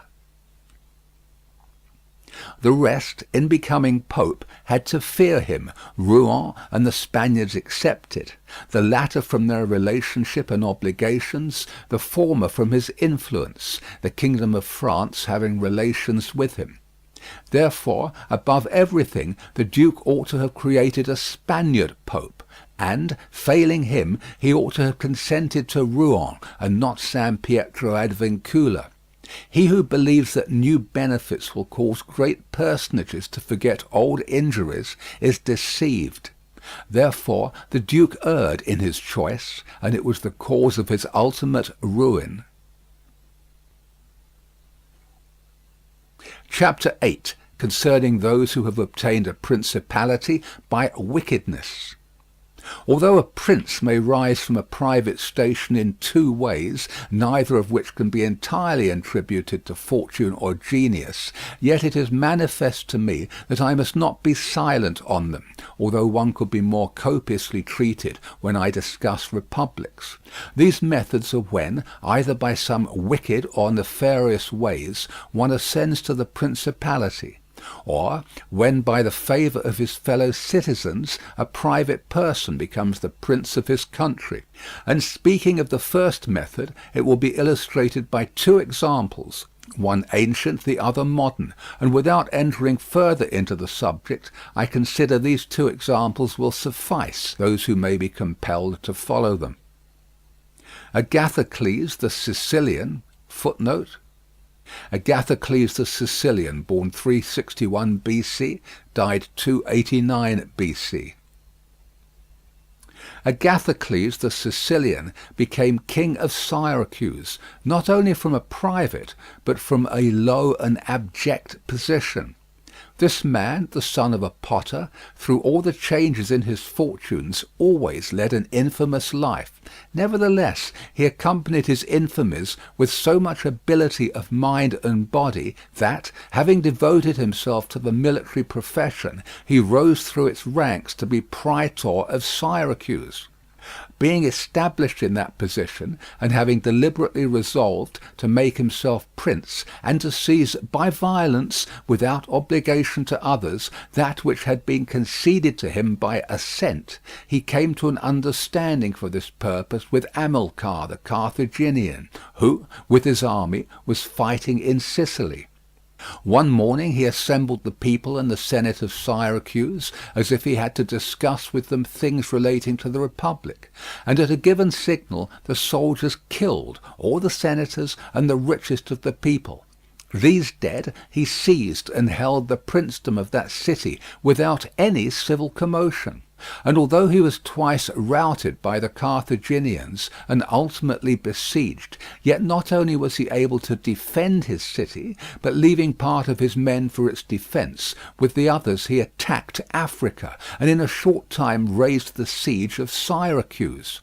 The Carthaginians, reduced to extreme necessity, were compelled to come to terms with Agathocles, and leaving Sicily to him, had to be content with the possession of Africa.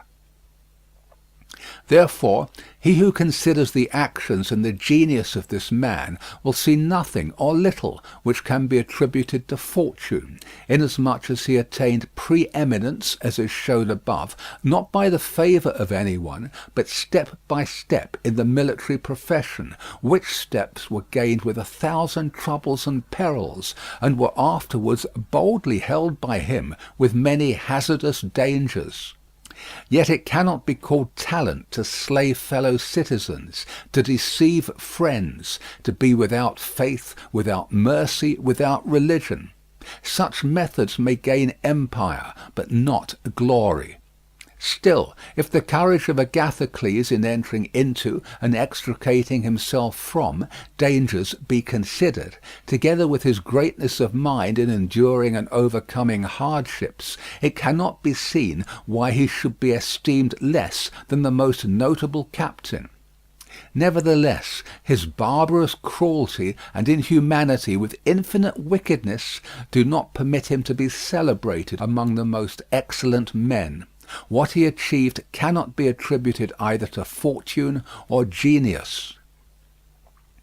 In our times, during the rule of Alexander VI, Oliverotto da Fermo, having been left an orphan many years before, was brought up by his maternal uncle Giovanni Fogliani, and in the early days of his youth sent to fight under Pagolo Vitelli, that, being trained under his discipline, he might attain some high position in the military profession.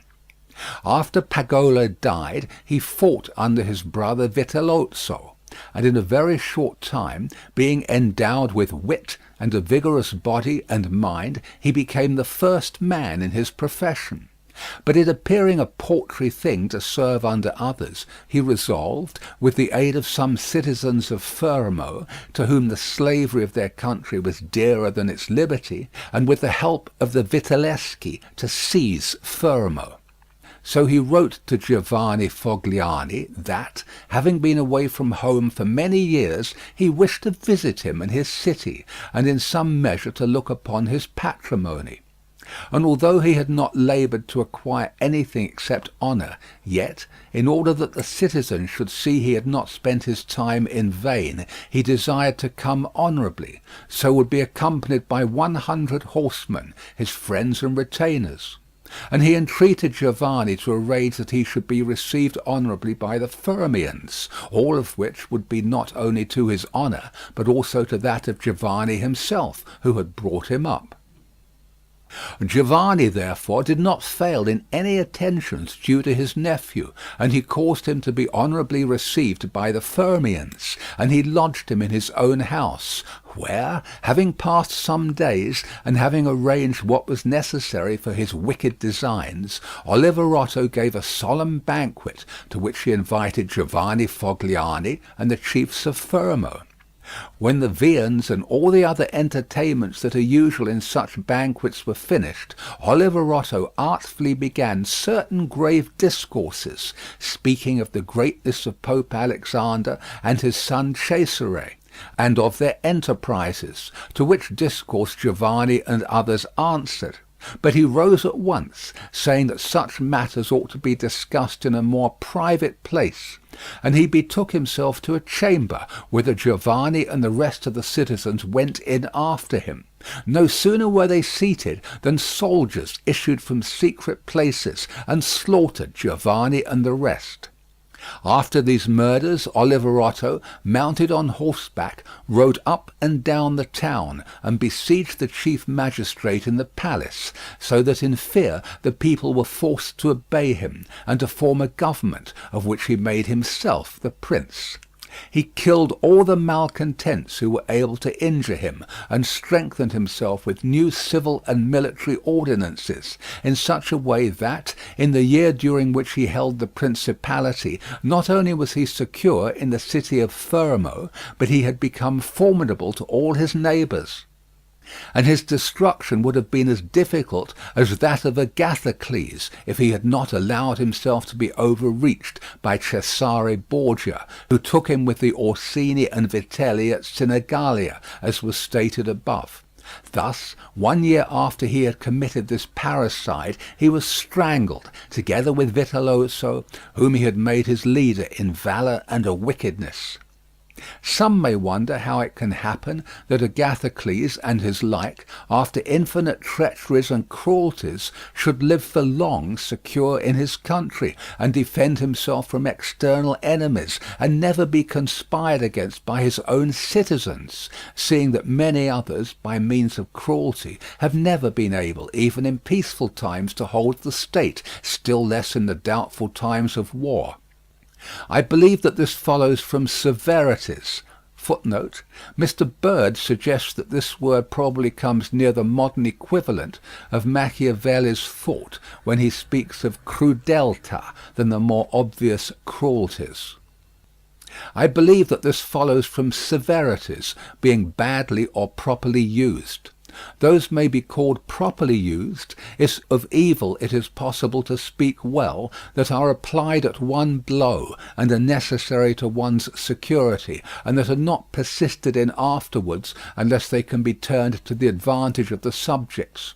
The badly employed are those which, notwithstanding they may be few in the commencement, multiply with time rather than decrease. Those who practise the first system are able, by aid of God or man, to mitigate in some degree their rule, as Agathocles did. It is impossible for those who follow the other to maintain themselves. Hence it is to be remarked that, in seizing a state, the usurper ought to examine closely into all those injuries which it is necessary for him to inflict, and to do them all at one stroke, so as not to have to repeat them daily. And thus, by not unsettling men, he will be able to reassure them, and win them to himself by benefits. He who does otherwise, either from timidity or evil advice, is always compelled to keep the knife in his hand. Neither can he rely on his subjects, nor can they attach themselves to him, owing to their continued and repeated wrongs.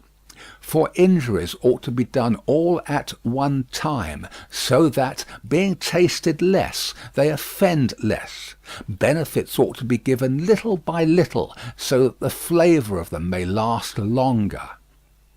And above all things a prince ought to live amongst his people in such a way that no unexpected circumstances, whether of good or evil, shall make him change. Because if the necessity for this comes in troubled times, you are too late for harsh measures, and mild ones will not help you, for they will be considered as forced from you, and no one will be under any obligation to you for them. End of chapter 8. Chapter 9, concerning a civil principality.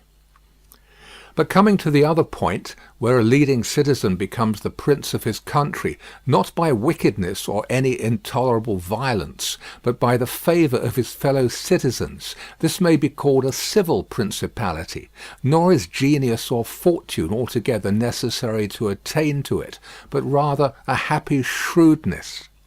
I say then that such a principality is obtained either by the favour of the people or by the favour of the nobles, because in all cities these two distinct parties are found, and from this it arises that the people do not wish to be ruled nor oppressed by the nobles, and the nobles wish to rule and oppress the people, and from these two opposite desires there arises in cities one of three results: either a principality, self-government, or anarchy.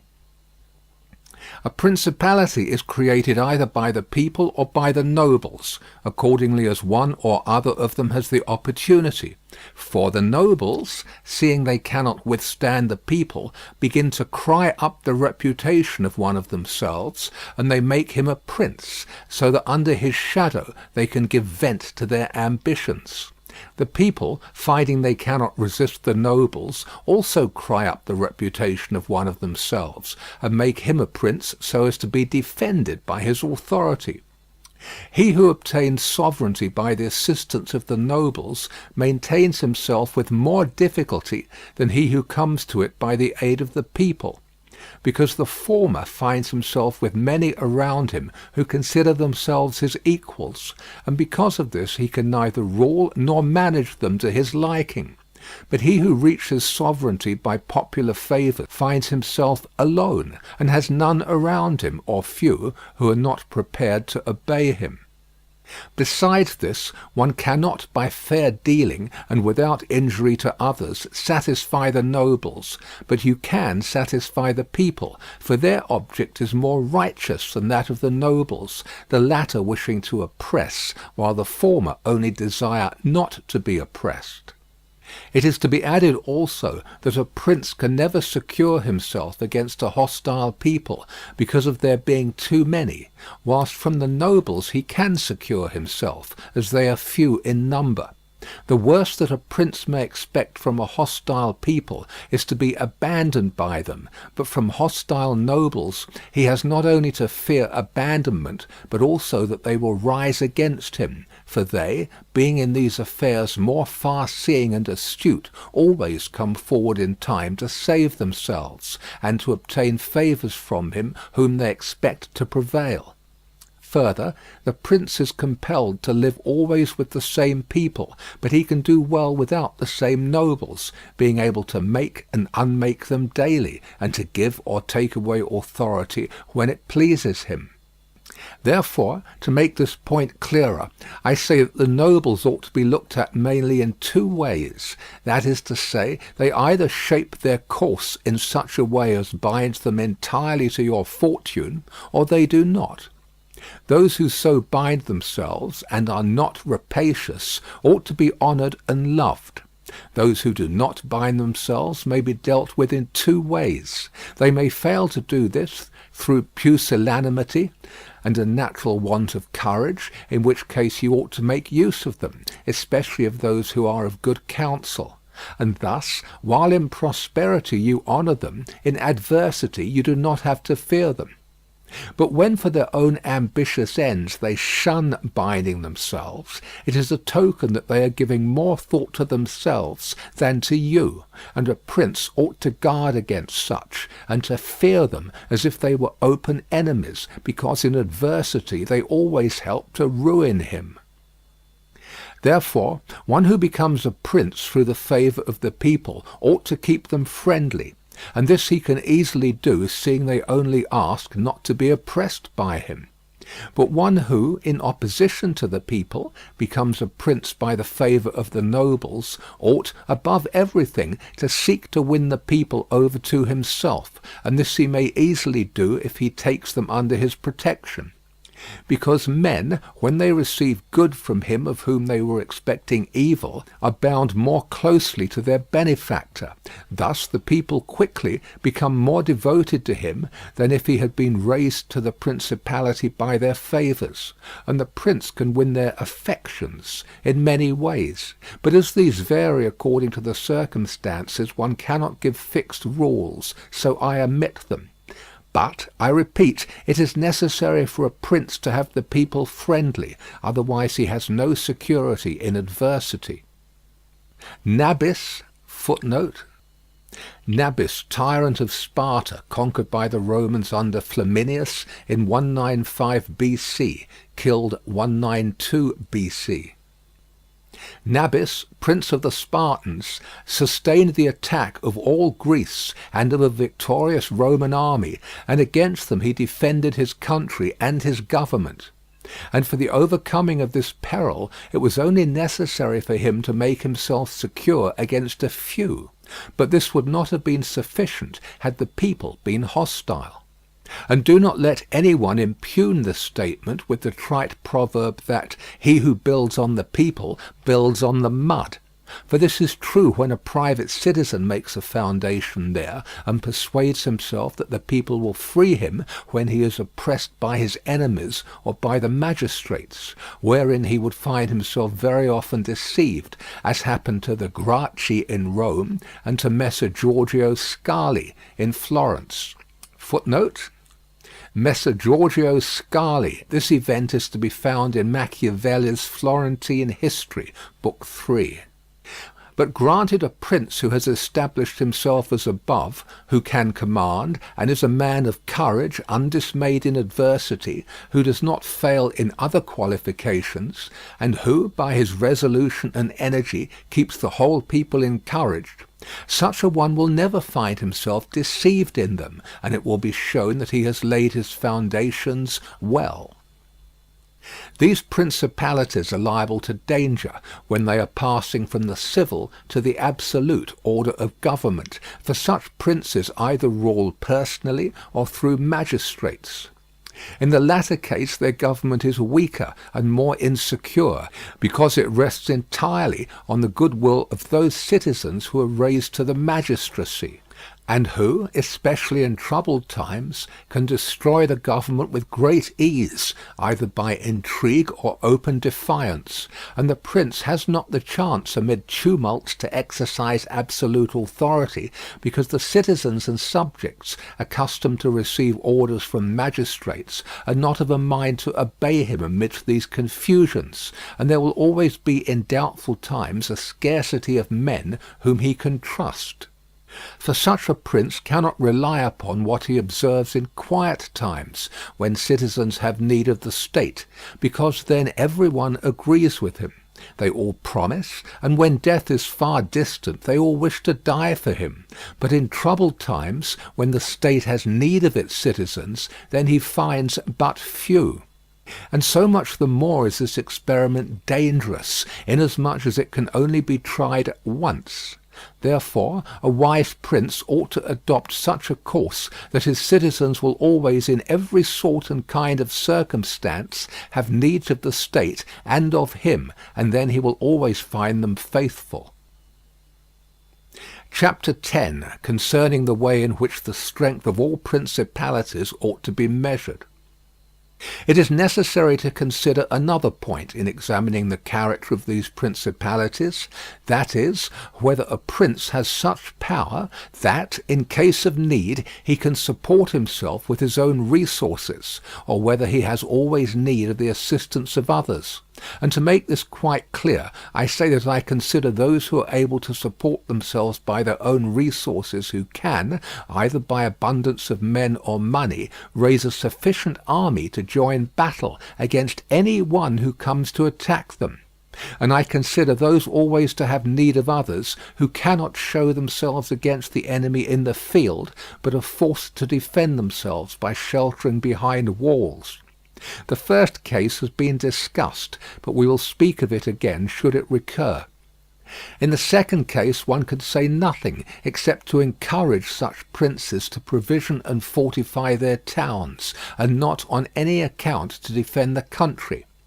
And whoever shall fortify his town well, and shall have managed the other concerns of his subjects in the way stated above, and to be often repeated, will never be attacked without great caution, for men are always adverse to enterprises where difficulties can be seen, and it will be seen not to be an easy thing to attack one who has his town well fortified, and is not hated by his people.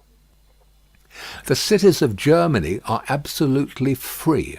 They own but little country around them, and they yield obedience to the emperor when it suits them, nor do they fear this or any other power they may have near them, because they are fortified in such a way that every one thinks the taking of them by assault would be tedious and difficult. Seeing they have proper ditches and walls, they have sufficient artillery, and they always keep in public depots enough for 1 year's eating, drinking, and firing. And beyond this, to keep the people quiet and without loss to the state, they always have the means of giving work to the community in those labours that are the life and strength of the city, and on the pursuit of which the people are supported. They also hold military exercises in repute, and moreover have many ordinances to uphold them. Therefore, a prince who has a strong city and has not made himself odious will not be attacked, or if anyone should attack, he will only be driven off with disgrace. Again, because that the affairs of this world are so changeable, it is almost impossible to keep an army a whole year in the field without being interfered with. And whoever should reply, if the people have property outside the city and see it burnt, they will not remain patient, and the long siege and self-interest will make them forget their prince. To this I answer that a powerful and courageous prince will overcome all such difficulties by giving at one time hope to his subjects that the evil will not be for long, at another time fear of the cruelty of the enemy, then preserving himself adroitly from those subjects who seem to him to be too bold. Further, the enemy would naturally, on his arrival, at once burn and ruin the country at the time when the spirits of the people are still hot and ready for the defence, and therefore so much the less ought the prince to hesitate, because after a time, when spirits have cooled, the damage is already done, the ills are incurred, and there is no longer any remedy. And therefore they are so much the more ready to unite with their prince, he appearing to be under obligations to them now that their houses have been burnt and their possessions ruined in his defence. For it is the nature of men to be bound by the benefits they confer as much as by those they receive. Therefore, if everything is well considered, it will not be difficult for a wise prince to keep the minds of his citizens steadfast from first to last, when he does not fail to support and defend them. Chapter 11, concerning ecclesiastical principalities. It only remains now to speak of ecclesiastical principalities, touching which all difficulties are prior to getting possession, because they are acquired either by capacity or good fortune, and they can be held without either. For they are sustained by the ancient ordinances of religion, which are so all-powerful and of such a character that the principalities may be held no matter how their princes behave and live. These princes alone have states and do not defend them, and they have subjects and do not rule them, and the states, although unguarded, are not taken from them, and the subjects, although not ruled, do not care, and they have neither the desire nor the ability to alienate themselves. Such principalities only are secure and happy. But being upheld by powers to which the human mind cannot reach, I shall speak no more of them, because, being exalted and maintained by God, it would be the act of a presumptuous and rash man to discuss them.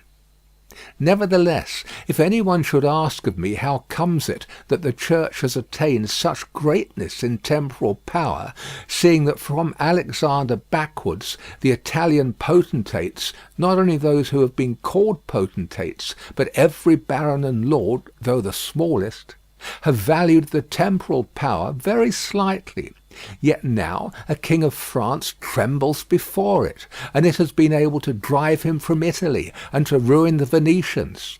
Although this may be very manifest, it does not appear to me superfluous to recall it in some measure to memory.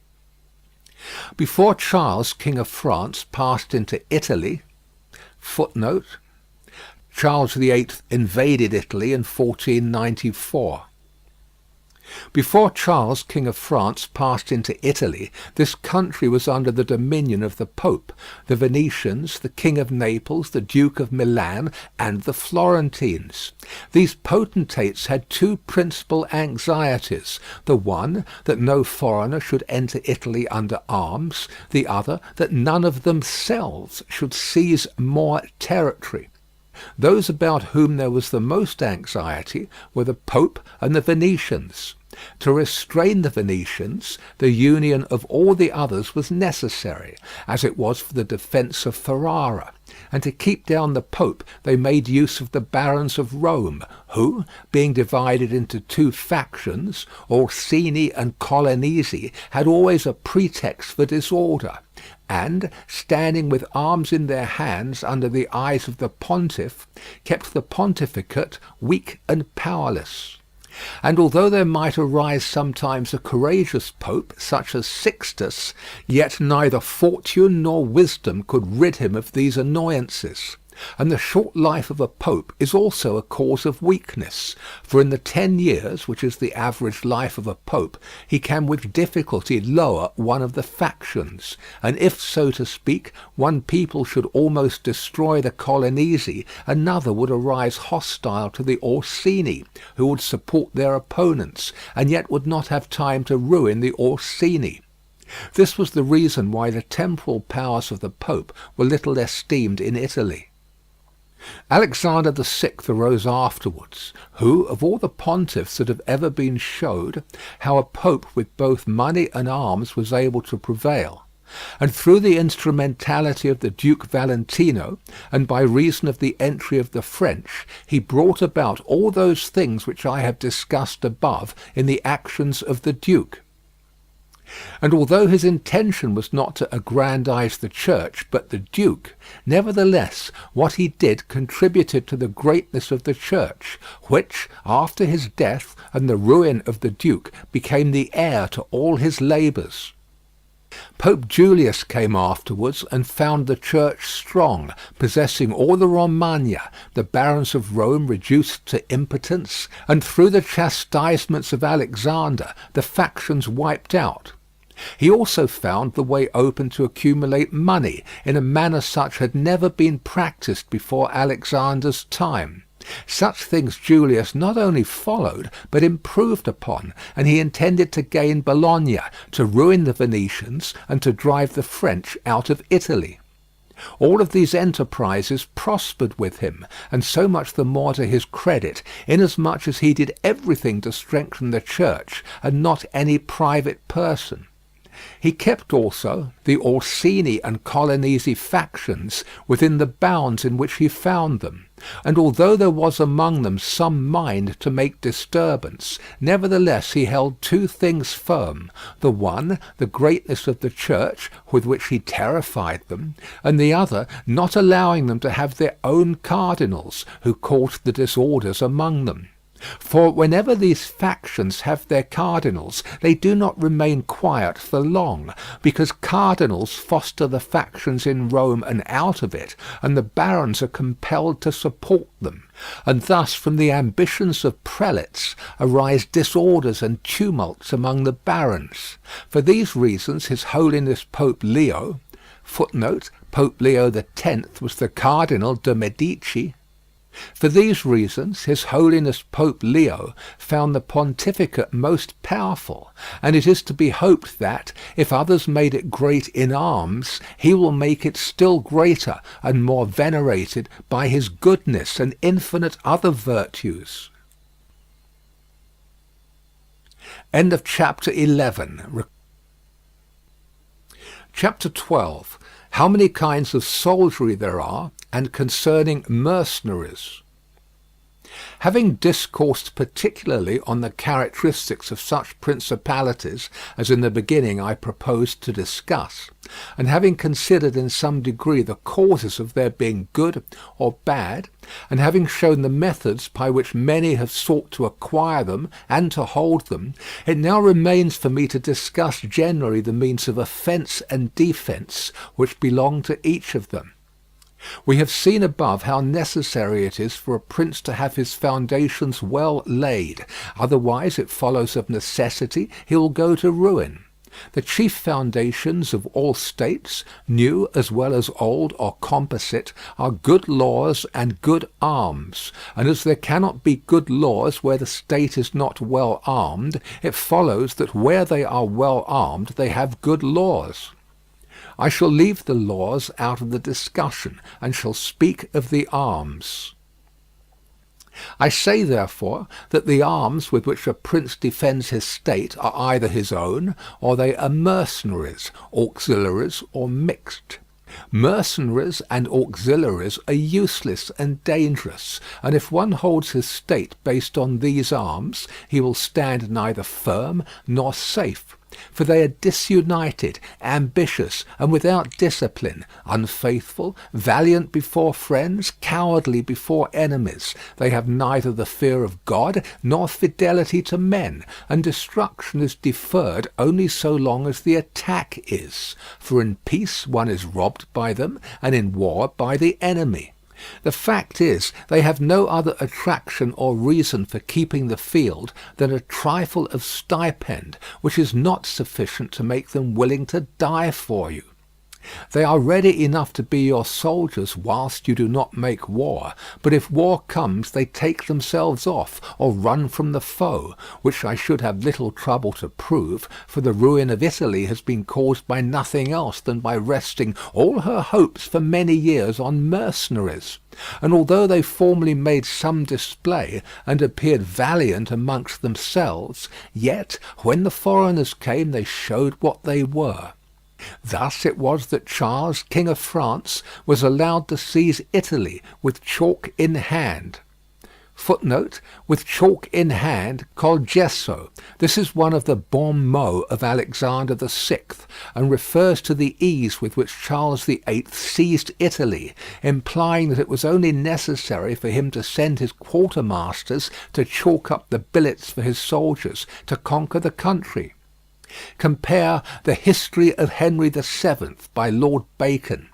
King Charles had conquered the realm of Naples and lost it again in a kind of a felicity of a dream. He passed the whole length of Italy without resistance, so that it was true what Pope Alexander was wont to say, that the Frenchmen came into Italy with chalk in their hands to mark up their lodgings rather than with swords to fight.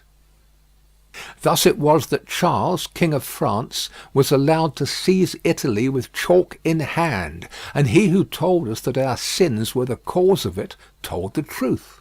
But they were not the sins he imagined, but those which I have related. And as they were the sins of princes, it is the princes who have also suffered the penalty. I wish to demonstrate further the infelicity of these arms. The mercenary captains are either capable men or they are not. If they are, you cannot trust them, because they always aspire to their own greatness, either by oppressing you, who are their master, or others contrary to your intentions. But if the captain is not skilful, you are ruined in the usual way.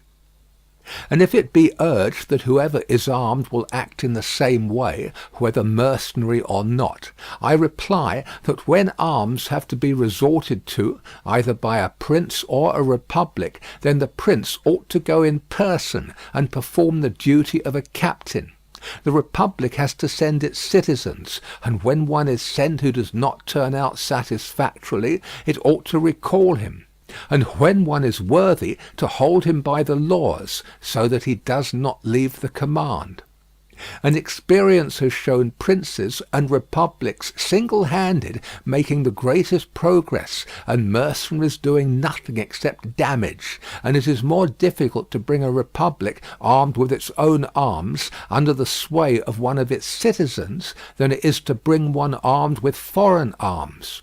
Rome and Sparta stood for many ages armed and free. The Switzers are completely armed and quite free. Of ancient mercenaries, for example, there are the Carthaginians, who were oppressed by their mercenary soldiers after the first war with the Romans, although the Carthaginians had their own citizens for captains. After the death of Epaminondas, Philip of Macedon was made captain of their soldiers by the Thebans, and after victory he took away their liberty. Duke Filippo being dead, the Milanese enlisted Francesco Sforza against the Venetians, and he, having overcome the enemy at Caravaggio, allied himself with them to crush the Milanese, his masters. Footnote: Battle of Caravaggio, 15th September 1448. His father, Sforza, having been engaged by Queen Joanna of Naples. Footnote: Joanna II of Naples, the widow of Ladislao, king of Naples. His father, Sforza, having been engaged by Queen Joanna of Naples, left her unprotected, so that she was forced to throw herself into the arms of the King of Aragon in order to save her kingdom. And if the Venetians and Florentines formerly extended their dominions by these arms, and yet their captains did not make themselves princes, but have defended them, I reply that the Florentines in this case have been favoured by chance. For of the able captains of whom they might have stood in fear, some have not conquered, some have been opposed, and others have turned their ambitions elsewhere. One who did not conquer was Giovanni Acuto. Footnote: Giovanni Acuto, an English knight whose name was Sir John Hawkwood. He fought in the English wars in France and was knighted by Edward III. Afterwards he collected a body of troops and went into Italy. These became the famous White Company. He took part in many wars and died in Florence in 1394. He was born about 1320 at Sibyl Headingham, a village in Essex. He married Domnia, a daughter of Bernabo Visconti. One who did not conquer was Giovanni Acuto, and since he did not conquer, his fidelity cannot be proved. But everyone will acknowledge that, had he conquered, the Florentines would have stood at his discretion. Sforza had the Bracceschi always against him, so they watched each other. Francesco turned his ambition to Lombardy, Braccio against the Church and the kingdom of Naples. But let us come to that which happened a short while ago. The Florentines appointed as their captain Pagolo Vitelli, a most prudent man, who from a private position had risen to the greatest renown. If this man had taken Pisa, nobody can deny that it would have been proper for the Florentines to keep in with him, for if he became the soldier of their enemies they had no means of resisting, and if they held to him they must obey him. The Venetians, if their achievements are considered, will be seen to have acted safely and gloriously, so long as they sent to war their own men, when with armed gentlemen and plebeians they did valiantly. This was before they turned to enterprises on land, but when they began to fight on land they forsook this virtue and followed the custom of Italy. And in the beginning of their expansion on land, through not having much territory, and because of their great reputation, they had not much to fear from their captains. But when they expanded, as under Carmignuola, footnote, Carmignuola, Francesco Busoni, born at Carmignola about 1390, executed at Venice, 5th May 1432.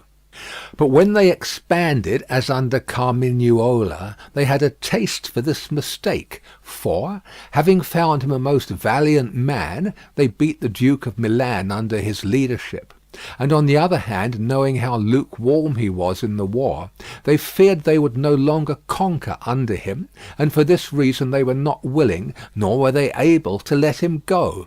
And so, not to lose again that which they had acquired, they were compelled, in order to secure themselves, to murder him. They had afterwards for their captains Bartolomeo da Bergamo, Roberto da San Severino, the Count of Pitiliano, Bartolomeo Colleoni of Bergamo, died 1457.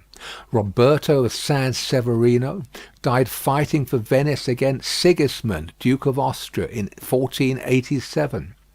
Primo Capitano in Italia, Machiavelli, Count of Pitiliano. Niccolò Orsini, born 1442, died 1510. The Count of Pitiliano and the like, under whom they had to dread loss and not gain, as happened afterwards at Weiler, Battle of Weiler in 1509, where in one battle they lost that which in 800 years they had acquired with so much trouble. Because from such arms conquests come but slowly, long delayed and inconsiderable, but the losses sudden and portentous. And as with these examples I have reached Italy, which has been ruled for many years by mercenaries, I wish to discuss them more seriously, in order that, having seen their rise and progress, one may be better prepared to counteract them. You must understand that the empire has recently come to be repudiated in Italy, that the Pope has acquired more temporal power, and that Italy has been divided up into more states, for the reason that many of the great cities took up arms against their nobles, who, formerly favoured by the emperor, were oppressing them, whilst the church was favouring them so as to gain authority in temporal power. In many others their citizens became princes. From this it came to pass that Italy fell partly into the hands of the church and of republics, and, the church consisting of priests and the republic of citizens unaccustomed to arms, both commenced to enlist foreigners. The first who gave renown to this soldiery was Alberigo da Conio, the Romagnan. Alberigo da Conio, Alberico da Barbiano, Count of Cuneo in Romagna. He was the leader of the famous Company of St. George, composed entirely of Italian soldiers. He died in 1409. From the school of this man sprang, among others, Braccio and Sforza, who in their time were the arbiters of Italy. After these came all the other captains who till now have directed the arms of Italy, and the end of all their valour has been that she has been overrun by Charles, robbed by Louis, ravaged by Ferdinand, and insulted by the Switzers. The principle that has guided them has been, first, to lower the credit of infantry, so that they might increase their own. They did this because, subsisting on their pay and without territory, they were unable to support many soldiers, and a few infantry did not give them any authority, so they were led to employ cavalry, with a moderate force of which they were maintained and honoured. And affairs were brought to such a pass that, in an army of 20,000 soldiers, there were not to be found 2,000 foot soldiers. They had, besides this, used every art to lessen fatigue and danger to themselves and their soldiers, not killing in the fray, but taking prisoners, and liberating without ransom. They did not attack towns at night, nor did the garrisons of the towns attack encampments at night. They did not surround the camp either with stockade or ditch, nor did they campaign in the winter. All these things were permitted by their military rules, and devised by them to avoid, as I have said, both fatigue and dangers. Thus they have brought Italy to slavery and contempt. Chapter 13, concerning auxiliaries, mixed soldiery, and one's own. Auxiliaries, which are the other useless arm, are employed when a prince is called in with his forces to aid and defend, as was done by Pope Julius in the most recent times. For he, having in the enterprise against Ferrara had poor proof of his mercenaries, turned to auxiliaries, and stipulated with Ferdinand, King of Spain, for his assistance with men and arms. Footnote: Ferdinand the Fifth, Ferdinand II of Aragon and Sicily, Ferdinand III of Naples, surnamed the Catholic, born 1516, died 1542.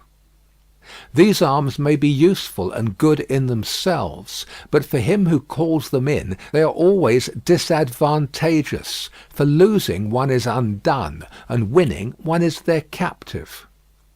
And although ancient histories may be full of examples, I do not wish to leave this recent one of Pope Julius II, the peril of which cannot fail to be perceived.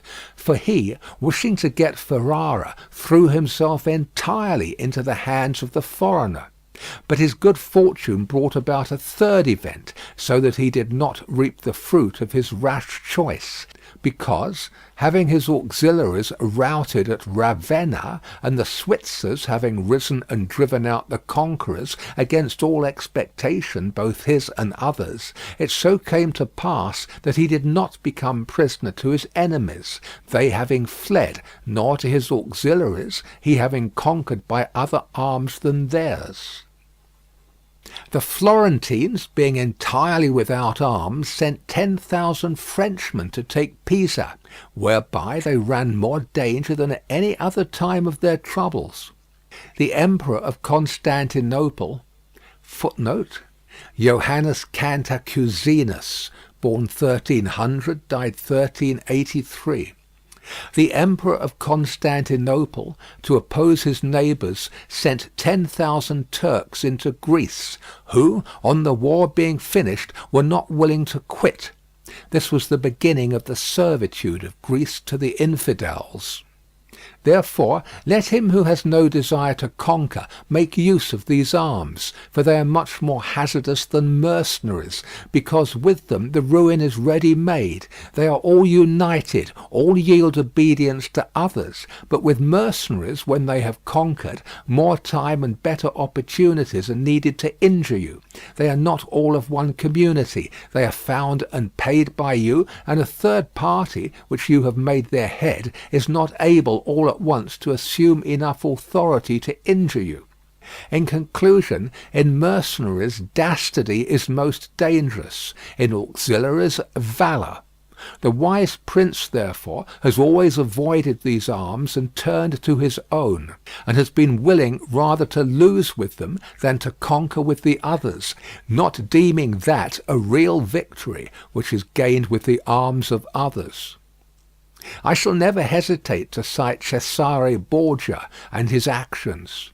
This duke entered the Romagna with auxiliaries, taking there only French soldiers, and with them he captured Imola and Forli. But afterwards, such forces not appearing to him reliable, he turned to mercenaries, discerning less danger in them, and enlisted the Orsini and Vitelli, whom presently, on handling and finding them doubtful, unfaithful, and dangerous, he destroyed, and turned to his own men. And the difference between one and the other of these forces can easily be seen when one considers the difference there was in the reputation of the duke when he had the French, when he had the Orsini and Vitelli, and when he relied on his own soldiers, on whose fidelity he could always count and found it ever increasing. He was never esteemed more highly than when every one saw that he was complete master of his own forces.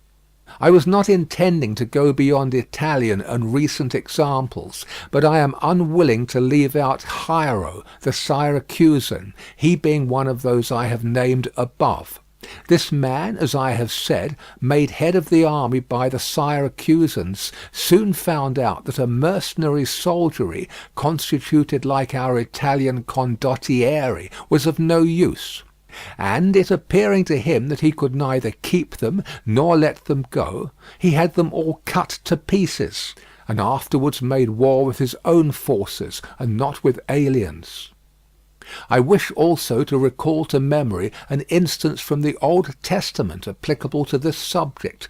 David offered himself to Saul to fight with Goliath, the Philistine champion, and to give him courage Saul armed him with his own weapons, which David rejected as soon as he had them on his back, saying he could make no use of them, and that he wished to meet the enemy with his sling and his knife.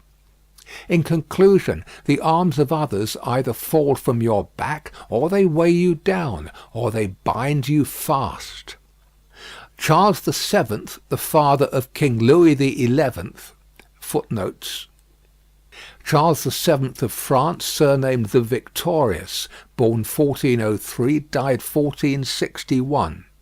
Louis XI, son of the above, born 1423, died 1483. Charles VII, the father of King Louis XI, having by good fortune and valour liberated France from the English, recognized the necessity of being armed with forces of his own, and he established in his kingdom ordinances concerning men at arms and infantry. Afterwards his son, King Louis, abolished the infantry and began to enlist the Switzers, which mistake, followed by others, is, as is now seen, a source of peril to that kingdom, because, having raised the reputation of the Switzers, he has entirely diminished the value of his own arms, for he has destroyed the infantry altogether, and his men at arms he has subordinated to others, for, being as they are so accustomed to fight along with Switzers, it does not appear that they can now conquer without them. Hence it arises that the French cannot stand against the Switzers, and without the Switzers they do not come off well against others.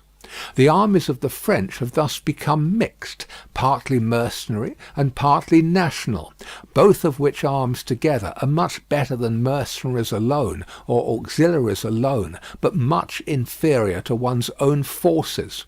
And this example proves it, for the kingdom of France would be unconquerable if the ordinance of Charles had been enlarged or maintained. But the scanty wisdom of man, on entering into an affair which looks well at first, cannot discern the poison that is hidden in it, as I have said above of hectic fevers. Therefore, if he who rules a principality cannot recognize evils until they are upon him, he is not truly wise, and this insight is given to few. And if the first disaster to the Roman Empire, footnote, many speakers to the House the other night in the debate on the reduction of armament seemed to show a most lamentable ignorance of the conditions under which the British Empire maintains its existence. When Mr. Balfour replied to the allegations that the Roman Empire sank under the weight of its military obligations, he said that this was wholly unhistorical. He might well have added that the Roman power was at its zenith when every citizen acknowledged his liability to fight for the state, but that it began to decline as soon as this obligation was no longer recognized. Pall Mall Gazette, 15th May 1906. And if the first disaster to the Roman Empire should be examined, it will be found to have commenced only with the enlisting of the Goths, because from that time the vigour of the Roman Empire began to decline, and all that valour which had raised it passed away to others. I conclude, therefore, that no principality is secure without having its own forces. On the contrary, it is entirely dependent on good fortune, not having the valour which in adversity would defend it. And it has always been the opinion and judgment of wise men that nothing can be so uncertain or unstable as fame or power not founded on its own strength. And one's own forces are those which are composed either of subjects, citizens, or dependents. All others are mercenaries or auxiliaries.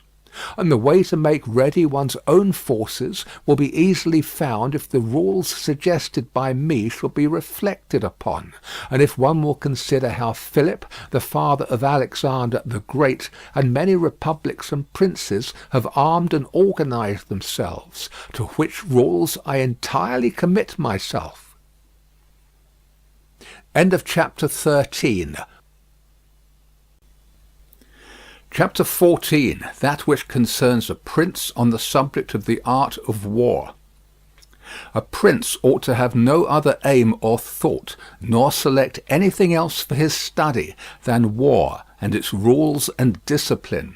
For this is the sole art that belongs to him who rules, and it is of such force that it not only upholds those who are born princes, but it often enables men to rise from a private station to that rank. And, on the contrary, it is seen that when princes have thought more of ease than of arms, they have lost their states. And the first cause of your losing it is to neglect this art, and what enables you to acquire a state is to be master of the art. Francesco Sforza, through being marshal, from a private person became Duke of Milan, and the sons, through avoiding the hardships and troubles of arms, from dukes became private persons. For among other evils which being unarmed brings you, it causes you to be despised, and this is one of those ignominies against which a prince ought to guard himself, as is shown later on. Because there is nothing proportionate between the armed and the unarmed, and it is not reasonable that he who is armed should yield obedience willingly to him who is unarmed, or that the unarmed man should be secure among armed servants. Because, there being in the one disdain and in the other suspicion, it is not possible for them to work well together. And therefore a prince who does not understand the art of war, over and above the other misfortunes already mentioned, cannot be respected by his soldiers, nor can he rely on them. He ought never, therefore, to have out of his thoughts this subject of war, and in peace he should addict himself more to its exercise than in war. This he can do in two ways, the one by action, the other by study. As regards action, he ought above all things to keep his men well organized and drilled, to follow incessantly the chase, by which he accustoms his body to hardships, and learns something of the nature of localities, and gets to find out how the mountains rise, how the valleys open out, how the plains lie, and to understand the nature of rivers and marshes.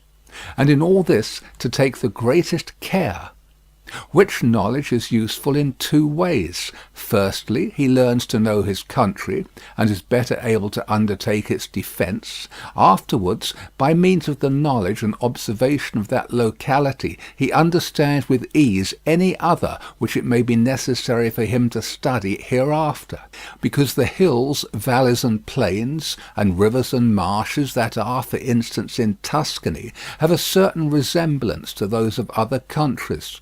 So that with a knowledge of the aspect of one country, one can easily arrive at a knowledge of others. And the prince that lacks this skill lacks the essential which it is desirable that a captain should possess, for it teaches him to surprise his enemy, to select quarters, to lead armies, to array the battle, to besiege towns to advantage. Philopoemen, footnote, Philopoemen, the last of the Greeks, born 252 BC, died 183 BC. Philopoemen, prince of the Achaeans, among other praises which writers have bestowed on him, is commended because in time of peace he never had anything in his mind but the rules of war, and when he was in the country with friends he often stopped and reasoned with them. If the enemy should be upon that hill, and we should find ourselves here with our army, with whom would be the advantage?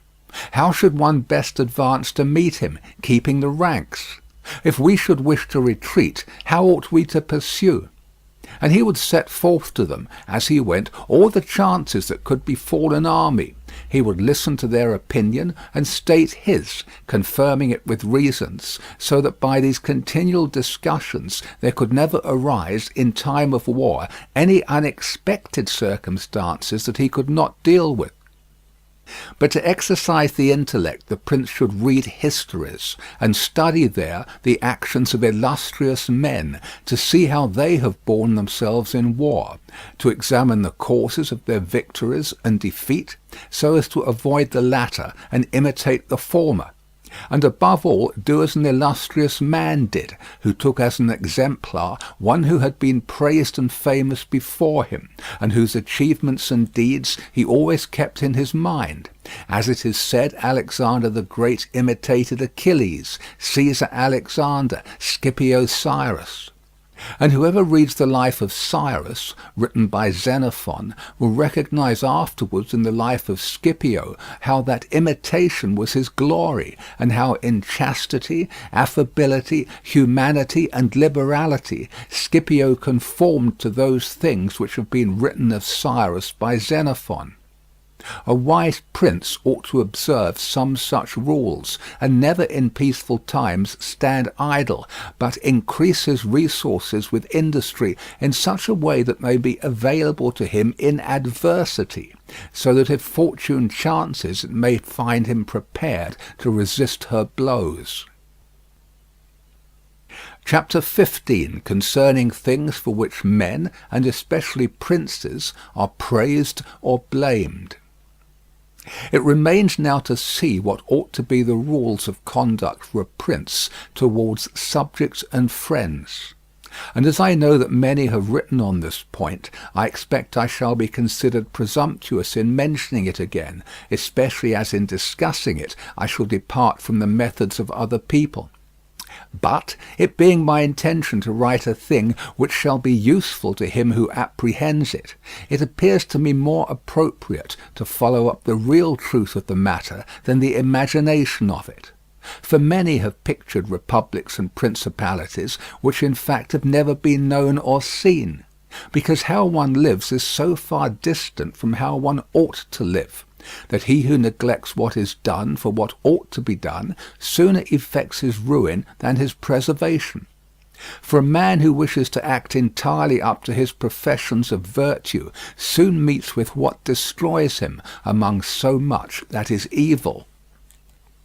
Hence it is necessary for a prince wishing to hold his own to know how to do wrong, and to make use of it or not according to necessity. Therefore, putting on one side imaginary things concerning a prince, and discussing those which are real, I say that all men, when they are spoken of, and chiefly princes for being more highly placed, are remarkable for some of those qualities which bring them either blame or praise, and thus it is that one is reputed liberal, another miserly, using a Tuscan term, because an avaricious person in our language is still he who desires to possess by robbery, whilst we call one miserly who deprives himself too much of the use of his own. One is reputed generous, one rapacious, one cruel, one compassionate, one faithless, another faithful, one effeminate and cowardly, another bold and brave, one affable, another haughty, one lascivious, another chaste, one sincere, another cunning, one hard, another easy, one grave, another frivolous, one religious, another unbelieving, and the like. And I know that every one will confess that it would be most praiseworthy in a prince to exhibit all the above qualities that are considered good. But because they can neither be entirely possessed nor observed, for human conditions do not permit it, it is necessary for him to be sufficiently prudent that he may know how to avoid the reproach of those vices which would lose him his state, and also to keep himself, if it be possible, from those which would not lose him it. But, this not being possible, he may with less hesitation abandon himself to them. And again, he need not make himself uneasy at incurring a reproach for those vices without which the state can only be saved with difficulty. For, if everything is considered carefully, it will be found that something which looks like virtue, if followed, would be his ruin, whilst something else, which looks like vice, yet followed brings him security and prosperity. Chapter 16, concerning liberality and meanness.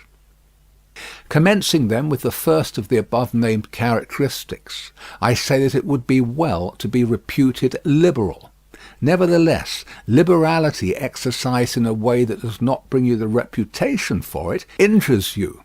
For, if one exercises it honestly and as it should be exercised, it may not become known, and you will not avoid the reproach of its opposite. Therefore, anyone wishing to maintain among men the name of liberal is obliged to avoid no attribute of magnificence, so that a prince thus inclined will consume in such acts all his property, and will be compelled, in the end, if he wishes to maintain the name of liberal, to unduly weigh down his people, and tax them, and do everything he can to get money. This will soon make him odious to his subjects, and becoming poor, he will be little valued by anyone. Thus, with his liberality, having offended many and rewarded few, he is affected by the very first trouble, and imperilled by whatever may be the first danger. Recognizing this himself, and wishing to draw back from it, he runs at once into the reproach of being miserly. Therefore, a prince, not being able to exercise this virtue of liberality in such a way that it is recognized, except to his cost, if he is wise, he ought not to fear the reputation of being mean, for in time he will come to be more considered than if liberal, seeing that with his economy his revenues are enough, that he can defend himself against all attacks, and is able to engage in enterprises without burdening his people. Thus it comes to pass that he exercises liberality towards all from whom he does not take, who are numberless, and meanness towards those to whom he does not give, who are few. We have not seen great things done in our time except by those who have been considered mean. The rest have failed. Pope Julius II was assisted in reaching the papacy by a reputation for liberality, yet he did not strive afterwards to keep it up when he made war on the King of France. And he made many wars without imposing any extraordinary tax on his subjects, for he supplied his additional expenses out of his long thriftiness. The present King of Spain would not have undertaken or conquered in so many enterprises if he had been reputed liberal. A prince, therefore, provided that he has not to rob his subjects, that he can defend himself, that he does not become poor and abject, that he is not forced to become rapacious, ought to hold of little account a reputation for being mean, for it is one of those vices which will enable him to govern. And if any one should say, Caesar obtained empire by liberality, and many others have reached the highest positions by having been liberal and by being considered so, I answer, either you are a prince in fact, or in a way to become one. In the first case, this liberality is dangerous. In the second, it is very necessary to be considered liberal. And Caesar was one of those who wished to become preeminent in Rome, but if he had survived after becoming so, and had not moderated his expenses, he would have destroyed his government. And if any one should reply, many have been princes, and have done great things with armies, who have been considered very liberal, I reply, either a prince spends that which is his own or his subjects', or else that of others. In the first case he ought to be sparing. In the second he ought not to neglect any opportunity for liberality. And to the prince who goes forth with his army, supporting it by pillage, sack, and extortion, handling that which belongs to others, this liberality is necessary, otherwise he would not be followed by soldiers. And of that which is neither yours nor your subjects, you can be a ready giver, as were Cyrus, Caesar, and Alexander, because it does not take away your reputation if you squander that of others, but adds to it. It is only squandering your own that injures you. And there is nothing wastes so rapidly as liberality. For even whilst you exercise it, you lose the power to do so, and so become either poor or despised, or else, in avoiding poverty, rapacious and hated. And a prince should guard himself above all things against being despised and hated, and liberality leads you to both. Therefore it is wiser to have a reputation for meanness, which brings reproach without hatred, than to be compelled through seeking a reputation for liberality to incur a name for rapacity, which begets reproach with hatred. End of chapter 16.